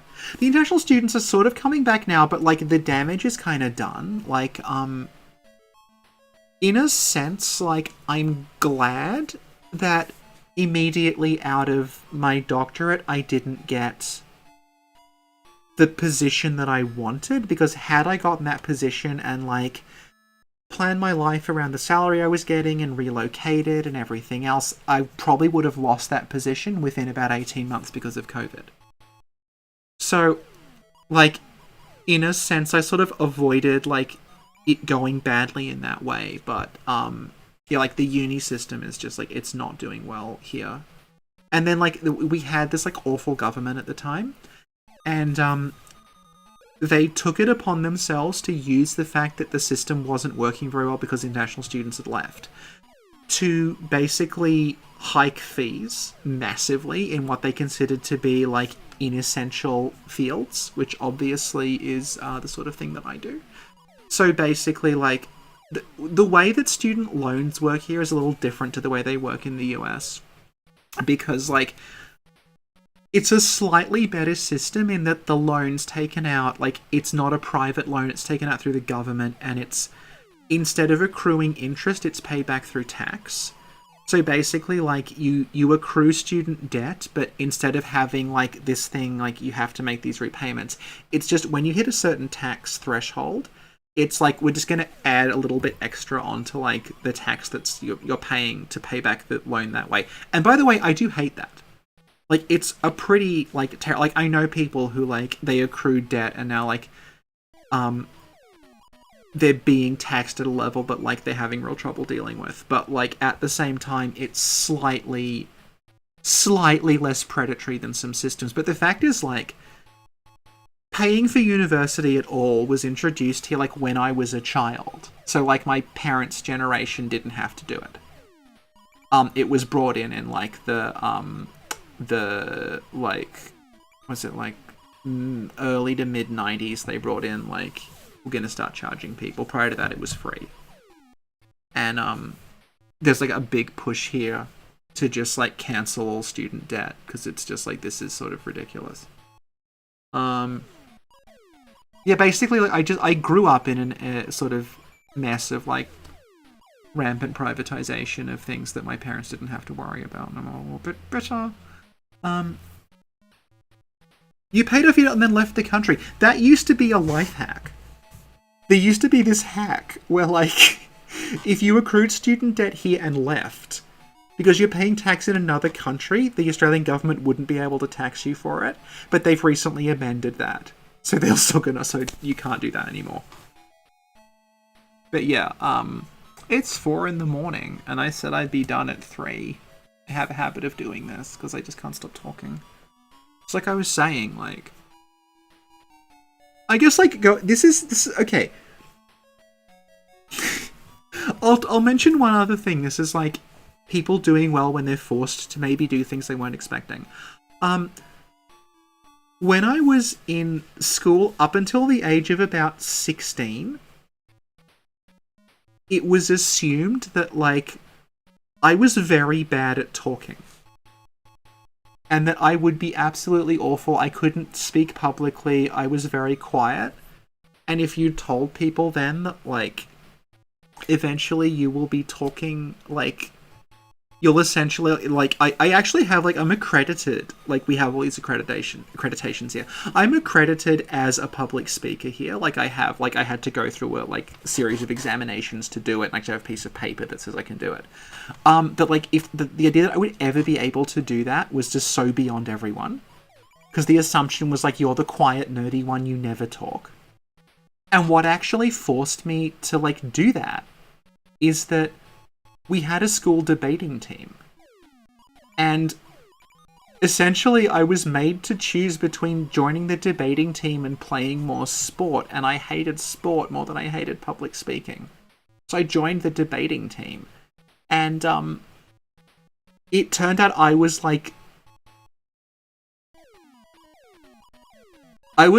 actually got, like, a school award for it that they very rarely gave out. It was called School Colours. And, like, I got the school colours, literally, for my services to the debating team, because I was just, like, as long as, like, I was up there and no one was allowed to interrupt me, I did fine. And yeah, it's like, I don't know. Oh, that's great, Carl. No, yeah, I'm glad you were able to make it. Like, the thing about us in streaming is, like, Sin and I are in two completely different time zones. So the thing about Sin is, like, when I'm doing stuff with Sin, it's either got to be very early in her morning or in her evening, but the evening is hard to do because basically, like, I'll just move the cat again, sorry. You can see how grey my hair is getting because I haven't dyed it for ages. This is what happens when you turn 30, everyone. So, basically, Sin works in, like, a place that is about 2 hours. 90 minutes, 2 hours, I think, from where she lives. She has a massive commute. So as a result of that, in order to get to work on time, she gets up routine at around, like, 5 or 6 in the morning. So that's pretty much, like, normal wake-up time for her, which is fine because that's, like, sort of 10 to midnight my time. So that's when we usually do things, but, like, that's not a time a lot of people are up because it's, like, it's very late here and it's very early there. And the other time we sometimes do it is, like, on a Saturday for her, but it's, like, it's her Saturday morning, which, again, is, like, most people are sleeping in on Saturday morning. So, yeah, we just, like, I'm glad now that I actually have, like, access to Sin's streaming thing, which I didn't before, because it means I can stream whenever I want just from here. Because for people who don't know, like, because the channel is technically Sin's channel, I wasn't allowed to stream on it. She always had to approve me, which meant she had to be awake. And that obviously doesn't work if, like, you know, she's working most of the time. Like, she has to get up at 5 and go to work, and then she gets back and she goes to bed again. Like, it was very difficult to coordinate that. And, like, this is, like, she is so good with this. Well, like, I would say, like, I'm gonna stream something, and she'd be like, okay, I'll set my alarm for 3 a.m. to wake up to, like, let you do it. Like, that's what she was doing. Like, she absolutely went, like, above and beyond to make sure, like, streaming would work. That's what we had to do beforehand. But what's happened is YouTube has, like, changed the way permissions work, and basically Sin has sort of approved me in a position on her channel that allows me to, like, access it and actually stream. So this is a very new thing for us. We've not been able to do it like this before. So, yeah, I'm going to try streaming more often just from, like, on my own. Oh, yeah, thank you, Luna. Yeah, so I think I should wrap it up because it's literally just hit 4 a.m. here. So that was, God, that was 3¼ hours. There's a channel I really like called Retro Pals that does, like, a stream at the same time every week of, like, just playing through, usually, like, themed things, like Game Boy Color ports of N64 games or something like that, and I'd really like to do something like that. Because I'm very into, like, old, obscure sort of games and, like, unlicensed stuff, and I'd really like to cover, like, more of that. Oh, that's really good, Carl. Yeah, I find that, like, you don't often, like, realize what you're actually good at until you're forced to do it. Yeah, I'd really love to do some stuff with you, Centrina. That'd be great. Yeah. And, like, I really want to go back and talk about Hemwick again, because, like, there's so much in Hemwick that's, like, really interesting from, like, certain perspectives. And I've been reading some stuff on, like, early modern witchcraft stuff as well that I'm finding very interesting. I'm still talking, God. There was a discussion on a server that I'm in earlier about, like, basically about, like, misogyny in Bloodborne and how Like, it's not like a moral panic, the game is bad because it has this in it. It's like, that's a very key underlying theme of it, and you need to, like, actually address that it's there. It's not the same thing as the game actually being like that. It's like, so much of what's driving the characters is that. And it's like, something that it's a little difficult sometimes to talk about in certain contexts because people will leap. I just realized that's like a pride flag. Fantasy Zone has a pride flag, and I didn't realize. No wonder I liked this. But yeah, like, there's certain things in, like, Bloodborne where, like, it's... Some people sort of don't want to talk about them because it's like... Basically, the reason that Bloodborne is resonating with people and people are still talking about it is because it gets at some very, very, like, primal things, but they're also things that people are awkward talking about. I think that's why a lot of people sort of are like... People still want to talk about it, but they're going a little bit around and around in circles, skirting certain topics. And there was one specific guy who got really mad at me for bringing up, like, any like, sex stuff in Bloodborne. He just got so mad. But, like, this is someone who was making, there was a guy, I'm not, like, trying to dance around his name, like, he literally had, like, double-digit subscribers. Like, this is not a channel anyone had really heard of, but, like, he's one of those debate bros. And, he really, really still wanted to talk about Bloodborne in 2022, which implies it did really get to him on some level. But at the same time, he was very much like, we are never, ever, ever going to talk about the sex stuff. And he was specifically, like, mad at me for talking about it. He was very, very, like, hectoring and, like, you're doing it wrong. You know, like, this is not what it's about. You don't understand it like I understand it. And it's like, I think I do, and I think on, like, on a deep level, maybe you do and you don't want to admit it. Because if it literally had just... If it was just nightmare creatures... Like, that like, PS1 game... Where you're just... It's just like Victorian London fighting werewolves. If that's all it was, you wouldn't still be thinking about it now. It would have just been an aesthetic and you would have moved on. And you need to grasp why it got to you, because I don't think you want to do that. Yeah, the stuff that... I think if something does make you uncomfortable, that means you should probably look further into it. Maybe not if it, like, really upsets you, obviously, because I wouldn't want to... There's another thing, like, there's so much in Bloodborne that's, like, traumatic and stuff, and I sort of feel like, should I actually be going here? Sometimes, like... Because people, like, tune into Sin and I because it's like, oh, you're, like, funny, and, like, you're chill, and you don't yell at each other, and, well, I mean, Sin yells at me a fair bit, but not in that way. You're not, like, angry gamers. But then at the same time, it's like, if someone's joined us to talk about that, if someone's joined us for that reason, like, should I, like...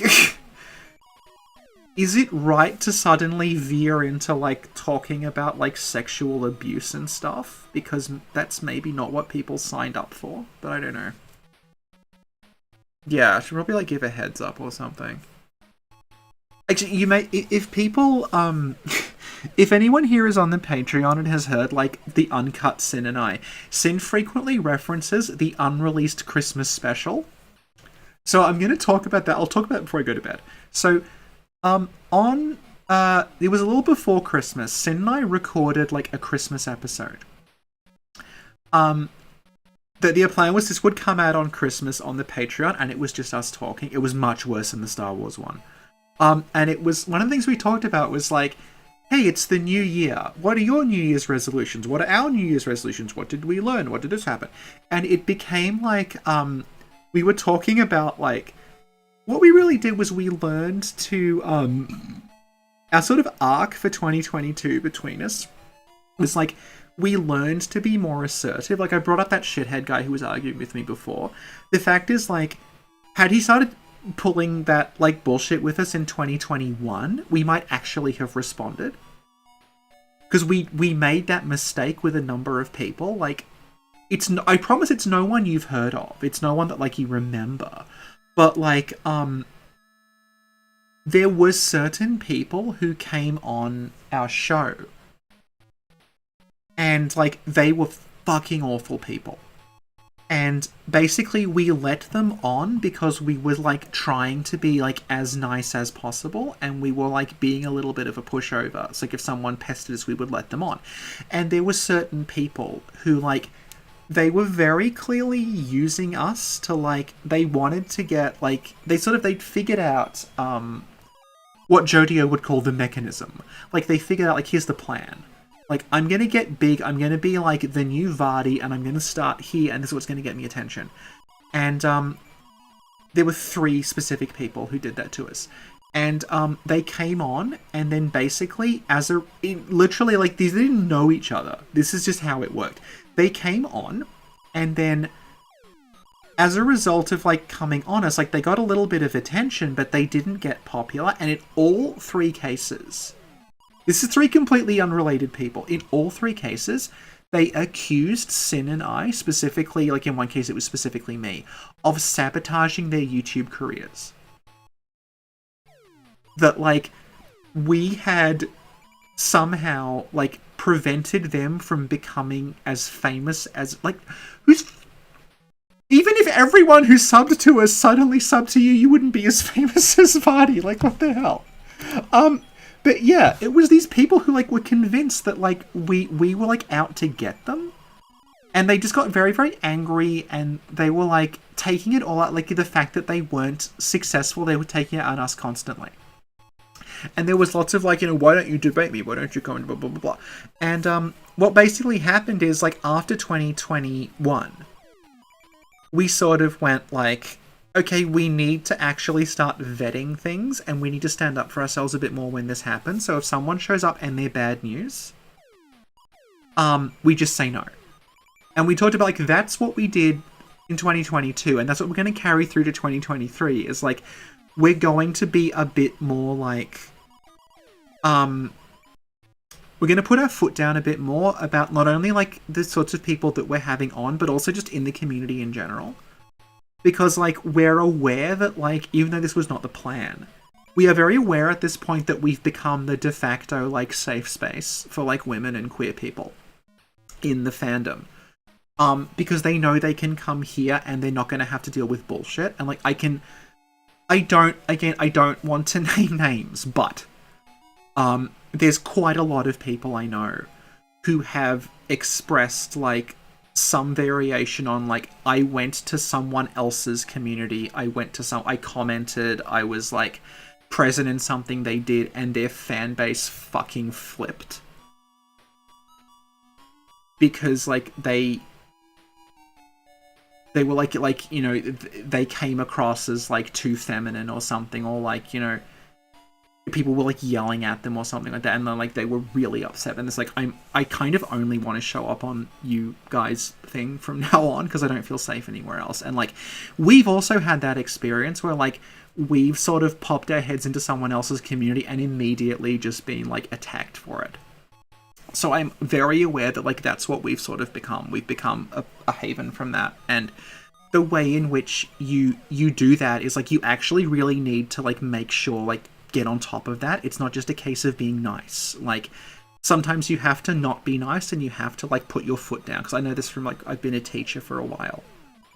Is, like, you at some point you have to put your foot down and say, like, certain kinds of behavior are not going to be tolerated here. And anyway, basically, Watson and I were talking about in the Christmas episode was, like, our experience with that. Like, putting, you know, like, learning a bit more to, like, put your foot down and, like, taking charge of situations and stuff. And then we started using examples from our own lives of when we didn't do that. And it just became, like, specifically for me, I was just, like, venting about, like, all these terrible relationships that I'd had. Some, like, one of which specifically was, like, genuinely abusive. Like, very, very bad. Like, I was, like, I've talked about this a little bit, but, like, I was genuinely in an abusive relationship for, like, a bit over a year. It was really terrible. And that's actually the state I was in just before I started YouTube. And that's part of why I'm so guarded in those early videos, because I've just shut down. But yeah, like, I started talking about that, and, like, I'm kind of fine discussing that because, like, it's, like, in the past, and I think it's something that's important to talk about. Because it's, like, what I learned from that, I think, like, it's important to pass that on so people understand, like, you know, these are things that happen and you don't realize it's happening until it's already too late in some cases. But, like, she sort of looked at that and said, like, this is actually, like, way too heavy. Like, I don't think this should come out because it's, like... It's very, very heavy, and because you thought it was going to be a wacky Christmas episode, you're doing it dressed in a sexy Mrs. Claus dress that you got... that you got from, like, a costume shop on Christmas Eve, because it was really heavily discounted.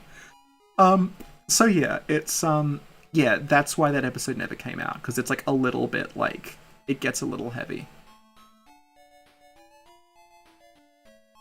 And yeah, like, Trina mentioned, like, Quellag's community, and, like, I actually didn't know Quellag had a Discord, but that sounds good, because, like, I know she's very on top of that as well. But, like, yeah, like, there are just certain places that, like, Sin and I, like, even if we're invited, we won't go. Because we've been there before and we saw what happened. And, like, there's people who feel that way, they don't really want to be other places sometimes because it's like it's a little, people can get a little on edge.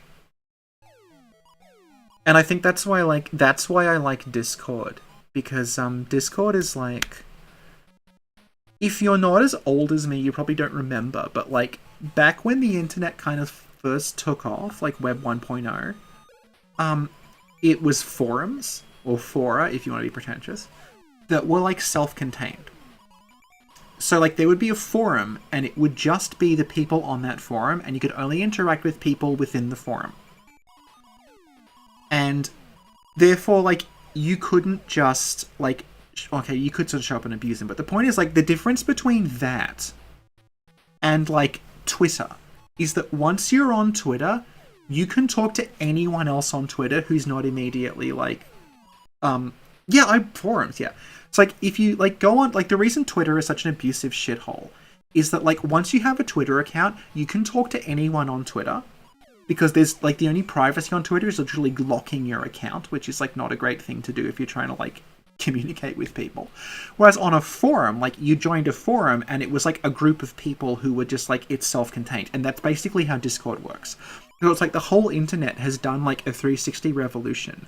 And we've gone from, like, forums through to, like, all these, like, massively interconnected social things back to something that is, like, both of them. Because it's, like, Discord works like old forums. Like, you can make a Discord and it's just, like, 12 people and they all talk to each other and no one else is allowed in and it's fine. But it's also interconnected. So, like, my account on, like, the Sinclair Law one is the same account as everywhere else, the same account that's on, like, the Final Fantasy modding forum, same account that's on, like, my friend Mark's Mecha forum, same account that's on, like, Switch Fairies, like, forum, like, they're all connected. But yeah, like, that's why I like Discord. So I'm really happy that, like, I'll have to look into Quellag's Discord, because that'd be really good, because I like her a lot. Quellag actually knows who we are, which I didn't realize. I thought she was too cool for us, but I noticed she replies to Sin's tweets. So that's great. Yeah, I can imagine Quellag doesn't tolerate that shit. That's really good for her.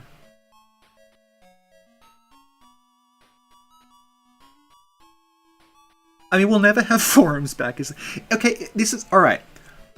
This is one more aged internet harpy story for you, but, like, if you're a Zoomer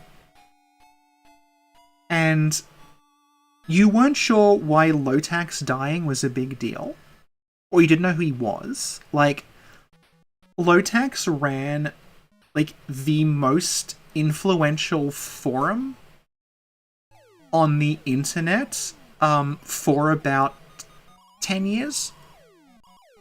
It's not really that relevant anymore, but, like, essentially he ran the forum that was, like, the crucible in which all, like, internet comedy was sort of created.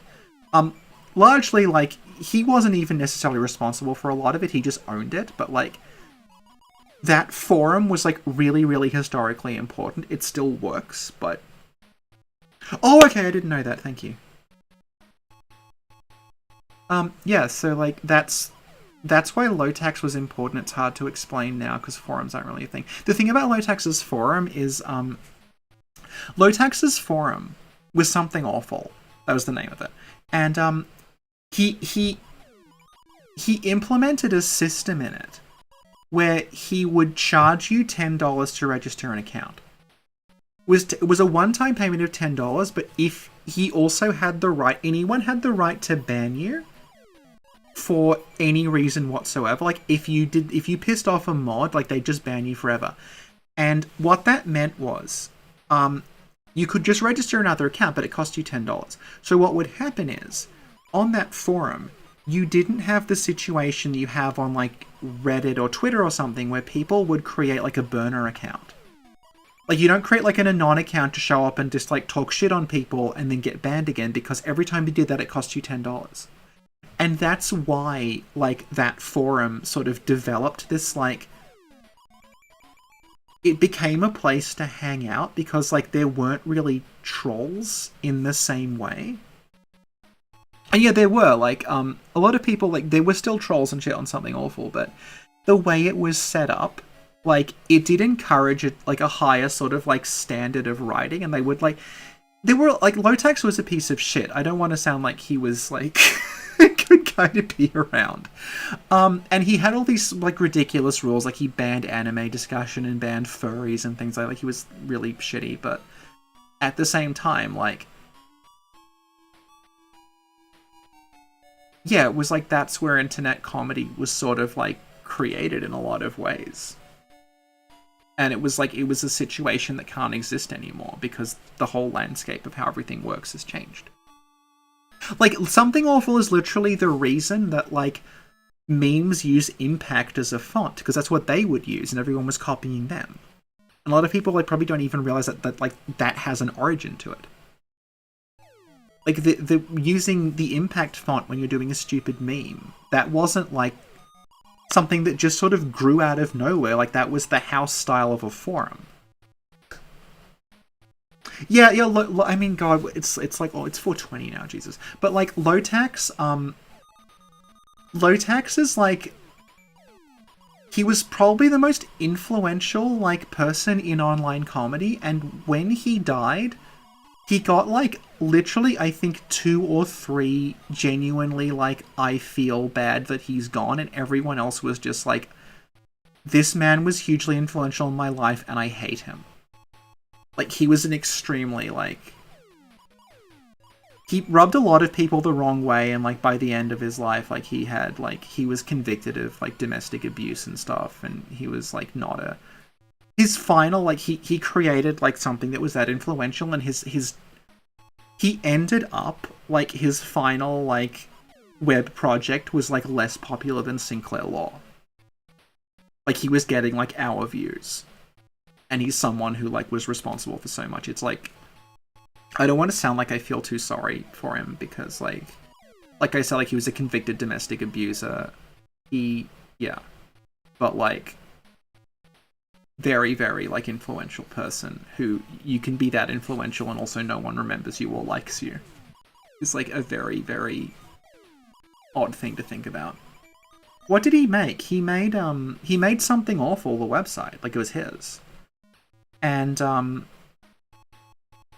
basically, what happened was he ran Something Awful for a while. He was very, like, lol random, I'm being offensive, it's funny, ha ha ha, which was the style at the time in the 2000s.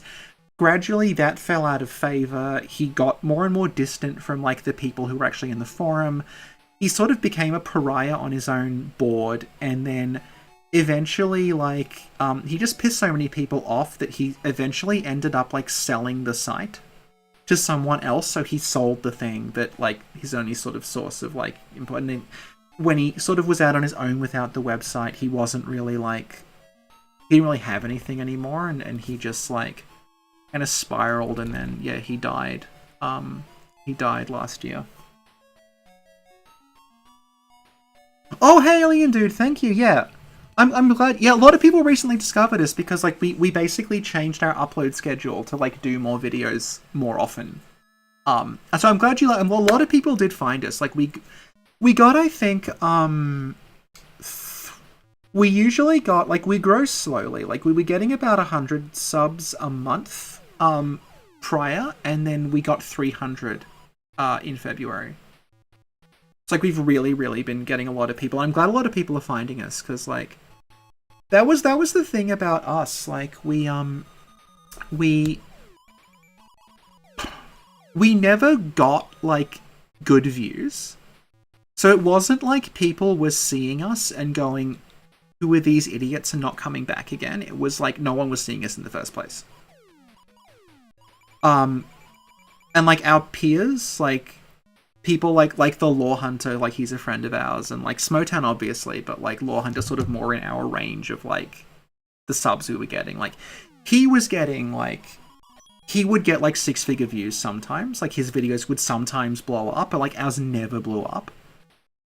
Like 10k views for us was considered like the gold standard. So we never really like got that much attention, but what's happened is we've just been uploading more often. And I think like we got a bump off the stars aligning and me happening to be here when Shadow of the Erdtree was announced, and I could like talk about it right away. Anyway. Yeah, I'm glad a lot of people found us. I'm glad people like us as well. Like I go through the comments and like we're getting like, the fact more people are watching means we're also getting, like, more abusive stuff, but, like, I think when you consider, like, we're getting about, like, 20 to 30, like, people saying, like, oh, I just found this place, I love it, to every, like, what the fuck is this, fuck you, like, I can't stand this. So that's a win, I think. People telling us to be more like Vardy, and it's like, we have a Vardy. No one's going to be a better Vardy than the Vardy we already have. Anyway. Yeah, so, it is now 4:23 in the morning.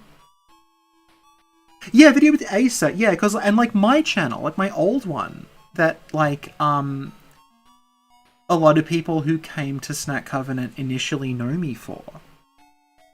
That languished at, like 6 to 7k subs for like quite a while, and then Varty linked it. Like I got the Varty stamp of approval when Ring City came out, because I made like a video on like how the deep worked, and Varty had seen it and thought it was really good. So Varty linked me, and like that, like my subs tripled overnight as a result of Varty, but like I never got any sort of promotion outside of it. Like the algorithm never like recommended me to anyone. I just took Vardy, and like prior to that, like Aegon had linked me a couple of times, and even Aegon, like a lot of Aegon's views came from like one specific video he did that went viral. Oh yeah, I mean I far prefer this one as well. Like it. This is a little Easter egg, but if you go back to the old JSF channel, it has been renamed Sophie's Old Shame. I didn't want to take it down. I had the videos unlisted for a while, but like the reason I don't want to actually take it down is that if I take it down, it just means like there are people who like are fanatically dedicated to that channel and think it's like the only good thing I ever did. They would just re-upload them somewhere else. So they'll never go away. So I'm at peace with them never going away. So I may as well leave them somewhere where, like, at least I'm still in control. So basically, I took them off. Like, they were unlisted for a while. I relisted them, and I'm just like, here they are. I'm not this person anymore. I don't really stand by a lot of this.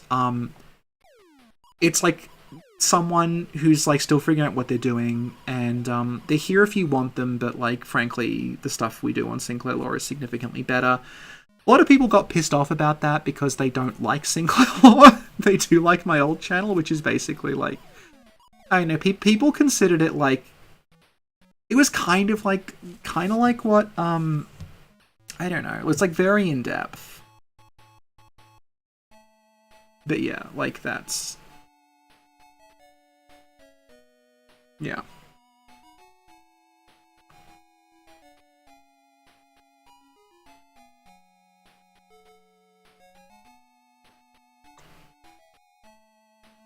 Whereas I've now been talking for like, I think 40 minutes.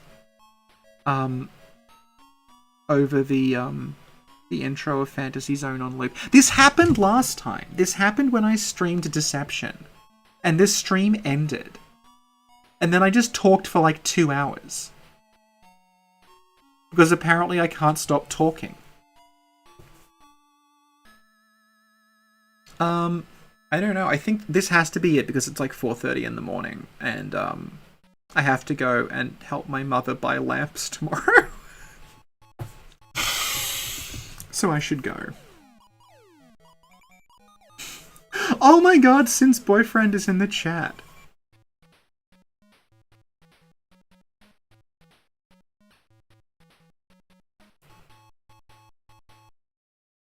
So yeah, I think I'm gonna have to like call it now because it's. I mean, my girlfriend and Sin's boyfriend have now both shown up in the chat to tell me to go to bed, so I will. So good night, everybody. Thank you for showing up. Thanks to everyone who stayed to watch the remaining like half of this, which was just I don't even know what the last half of that was. But yeah, like we saw a bunch of cool stuff. We saw Frame Gride, which is an old From game. We saw that 7th Cross Evolution. We saw Mario Land. And then we played the attract mode of some other games. It did not great. But yeah, okay, so I'm gonna if I don't hit the stop stream button now, I'll continue to talk. So thank you so much, everyone who showed up, everyone who stayed around, and I'll see you all. I'll probably do this again sometime because I can just press a button and do it, huh? So yeah, if anyone's got any requests for games that you want streamed, like DM me or something. My DMs are open on Discord. If you're on our Discord, just like my name should be up the top in like the mods. Just DM me. Like I don't have it on like friends only mode or anything. So just if you want me to do something, just DM me about it. Yeah. So okay, CDI. You may be joking, but RetroArch does have a CDI core, and I think it can actually run CDI games.